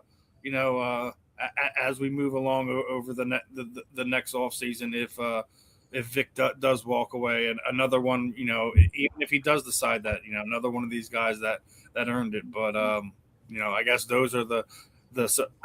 I don't agree with Marvin with McVay. I think even if his time in with the Rams are done, he'll probably wind up going somewhere else. But Ben hit on something right at the end there is Kyle Shanahan. It wouldn't be surprising to me if, another rough season out there in San Francisco. It's a lot, man. His daddy's legacy, going to 2 Super Bowls, coming up short, Jimmy Garoppolo, Joe, Brock. Like, he's done a lot. I'm not saying he's not one of the, he's a good coach, man. It's just the grind of being a coach, man. You got to have the most understanding family members. There is, because those are the ones who make the biggest sacrifice, man. Your wife and your children. Because if the assistant coaches ain't never at home, you might as well put a bed in there for the head coach. Because it's, what I'm saying, for press conferences and breaking news this and late night calls that. So I give those head coaches a lot of credit. Kyle Shanahan has some of the most unrealistic shoes to fill. what his daddy did. Yeah. Man. So, I think he's done a good job, though. I think he's done a really, really good job. Now, two quick ones, and then we'll parting shot this out and wrap this one up. Obviously, the two greatest quarterback performances in the NFL history, according to PPF, is Nick Foles and Jalen Hurts. Marvin, this is going right to you, brother. Do you feel that Sam Darnold has it in here to not only hit this list, but potentially be hit the top of it? Nick Foles had a 92.3. Jalen Hurts had a 92.2 to be at the top of this PPF performance list. Do you think Sam Darnold has it in him to do that this coming Sunday? I think that he has a defense who can support him getting the ball and holding on to the ball, getting more opportunities with the ball. I think he has a run game that's going to help set up a great play action. And I think he has a receiving core that can get it done. And I think he's playing at a high level in spite of being 0-4 against the Patriots in his career. Is it possible in this era of football, the way we play offense? Absolutely. Of course it's possible. I think for him, it's more about just getting the win, man. Just win the game. Just do what you're supposed to do. You ain't got to go out there and be the hero. But I think when you look at how they've played, you look at how the offense is set up, I think he absolutely has an opportunity to go in there and make some history and walk away with that MVP. And that's me being objective. I'm just saying. All right. Ben, your thoughts. Can Sam Darnold get onto that top 10 quarterback performance PPF list? 100% because of those two guys at the top. I would compare like Jalen Hurts and Nick Foles to like a Sam Darnold, right? Guys from this way. You talk about guys who weren't the media darlings. No, we want not him. Why do you keep bringing us him? That's the wrong guy. Dude, you had told me to go get the guy that's going to win the Super Bowl. That's Nick Foles. He's going to win. And Sam Darnold has the best demeanor. He don't really say a lot all about the team, keep all the attention off of him, but he went to SC now. It's in him. You do not go to SC if you don't want smoke at quarterback, right? So he lets what his play do. Now behind the scenes, he probably because of people like, man, F these people, man. But in front of the camera, he don't say it, and I like that. I like the fact that we have to speak for him. He don't seem like but guess what? He got that little third overall pick, baby. You don't become a third overall pick being all right. He looking at Baker Mayfield and Josh Allen, right? And Justin Herbert and Joe Burrow and even Lamar Jackson saying, "What's the Super Bowl like? I'll let you know after I win it." So I don't want to talk right now. I'll let you know. I like that, bro. I like that cool concept. Yeah. The fact that Nick Foles is at the top, bro, that's what I'm talking about. You know what I'm saying? Like he only went one. Some of us ain't going to none. I got to play. If you go back and look, Jalen's on it twice. On it twice. Look, listen. We watch football for the games and the stories that come out of it. I want to see. And right now, if Jalen Hurts had a commercial queued up as soon as he went in the Super Bowl, remember he won it. Jordan popped right out with the Super Bowl commercial, right? What you think SC waiting to do? They ain't approached him yet. Hey, what's up, Sam, man? Congratulations, man. This is so-and-so over here at the media department over here at SC. Man, we love what you're doing. And they ain't going to ask him. They're going to say, we're going to do a documentary on you. All right. He don't even get to say no. You see what I'm saying? Hey, listen. I haven't been shy about this. As soon as we knew Seattle was going to be in, I'm all for it. And it's not being against the evil empire. It's just the veteran going against the kid that's too wet behind the ears to even realize what's happened. And the fact that Seattle's defense is probably the best defense we've ever seen in Seattle. And that's not trying to take anything away from the Legion of Boom. The way that they get after it, the way they hunt for turnovers, it's something we haven't seen before. And let's not forget the other reason why I wanted to do it is to piss Dallas off even more. Is the first year DeMarcus Lawrence leads Dallas, he's going to get himself a Super Bowl. That's the real reason why I'm voting for Seattle right now. And Michael Parsons ain't even no Cowboy. He ain't even no Cowboy either. So, but one last one. I always try to not go into some of the political nonsense and stuff like that. But everyone knows the Epstein list came out, and there's two owners that have been put on that list. You have the Giants owner that is on the Epstein list, and also the Redskins owner / Sixers owner Josh Harris is on that list. Roger Goodell made his statement. League is aware of the reports, and Steve's response: our office will look into the matter to try to understand the facts. I don't want to hear what you guys think about the list or anything like that. Do you feel once the NFL does what they're going to do, would they remove any ownership member, forcing them to sell their team, to remove them from that process so they are no longer involved with the league? Marvin, then Ben. Absolutely. It's about the brand. It's about reputation. It's about image. It's about marketability. I think if because you got to think to be an owner, you have to go through a certain type of check. You go through checklists. They do character assessment and all that stuff. And something this public, this known, nah, man. If they on there for the wrong, being in them emails is one thing, because you may have done business or just had a business relationship or whatever. But being on that list as a pedophile, and they using that language in them emails with your name, that's a big problem for the NFL. You got to go. Ben. I agree. You got to get up out of there. I mean, Dan Snyder literally had to sell the team for far less, right? Had to sell the team for far less, right? Yes, because at the end of the day, do you care about children or not? Do you care about what happens to children or not? And I'm not getting into the list, right? But think about this, Steven. You expect me to believe it was just a business? So you don't? All y'all talk was business, yeah. That's it, yeah. It's hard to believe. I'm not saying that you ain't telling the truth. I'm saying it's hard to believe that. And if the NFL is all about the shield, which it is, do the right thing then. Don't give me that. Yeah, but how deep did this go? But let me tell you what them two owners gonna tell Roger Goodell though. We gonna sell the team, yeah. But you make a billionaire do something he don't want to do. He gonna tell on some other people too now. Nino Brown on New Jack City. Oh, it ain't just me.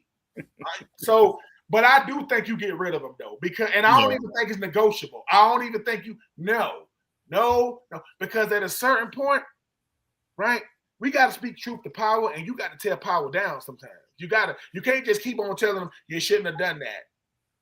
No, you got to go, bro, because we don't want to be associated with that. We don't agree with that, and it's in the bylaws. That's what you signed and agreed to. Got to go. And I hope, and I know Roger Goodell is the face of the NFL. I know they pay him a lot of money, but hey, man, yeah, you got to go. And I don't think it's negotiable. I just don't. At a certain point, we need to be outraged. We need to be just as outraged when billionaires do things as we are when poor people do them. Because when poor people do them, get him out of there. He shouldn't have. Mm-hmm. Well, do it to the ones that name is tattooed on the check. He got to go too. So, you're a billionaire. And here's the thing, they're gonna come up because they're gonna sell it for what, 10, 15 times what they bought it for. Donald Sterling still came up with the Clippers people. I know he had to go, but so get him out of there, man. I don't want to hear no explanations. No, I don't want to hear it. Hey, listen, I'm hearing you too, because like I said, Josh Harris is on that list. He's a part owner of the Redskins, and he has ownership here with the Sixers too. So it hits me in a way too. So, regardless of Giants having issues on their side of things, I could care less. If these guys are on these lists, I'm with you there. They got to go, and they got to go ASAP. There's a reason why it took a long time for these lists to come out, because of who was on it.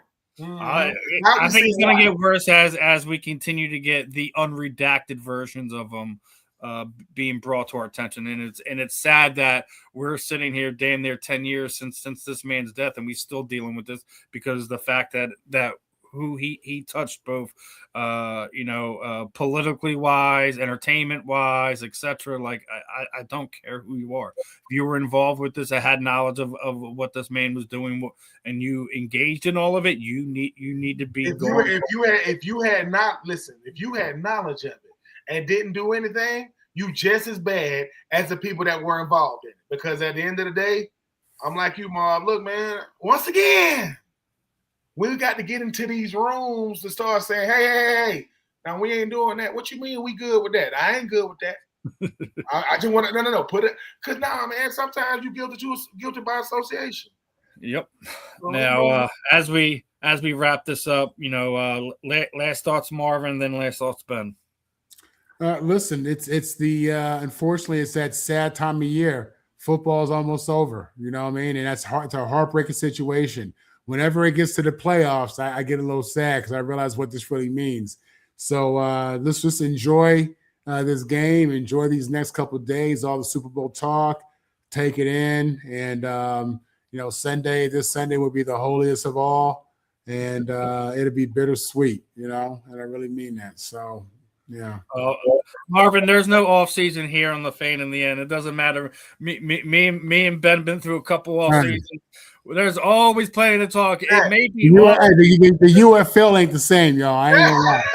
I ain't talking UFL. And listen, hey, Steven.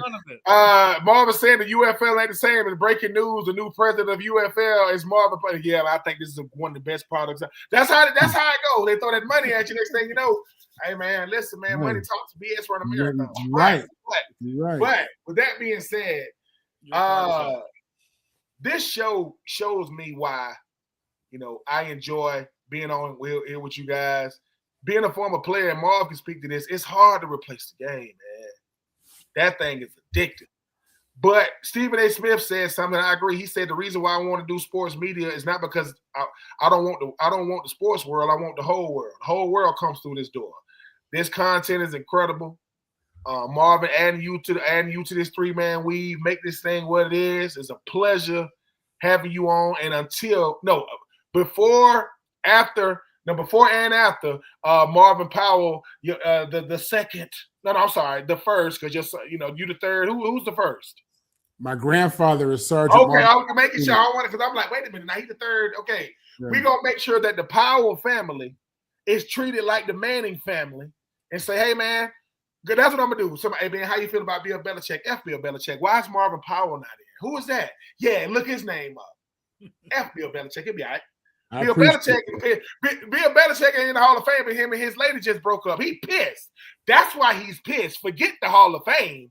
Y'all done made a lead. Man. But, hey, man, it's a pleasure being on this show. The Fan in the End is a place for all athletes, both future, former, current. And we come on here and have fun. If you don't like what we saying, guess what? You don't like what we saying because you think we wrong. That don't make us wrong, though. You just don't like what we're saying. But instead of not liking what we're saying, just make sure you like, make sure you share, make sure you subscribe. You come here for the nuance. You come here for the nonsense, but you stay because it makes sense. Fan in the End, it just makes sense. You don't got to like it, but we love it. Keep listening.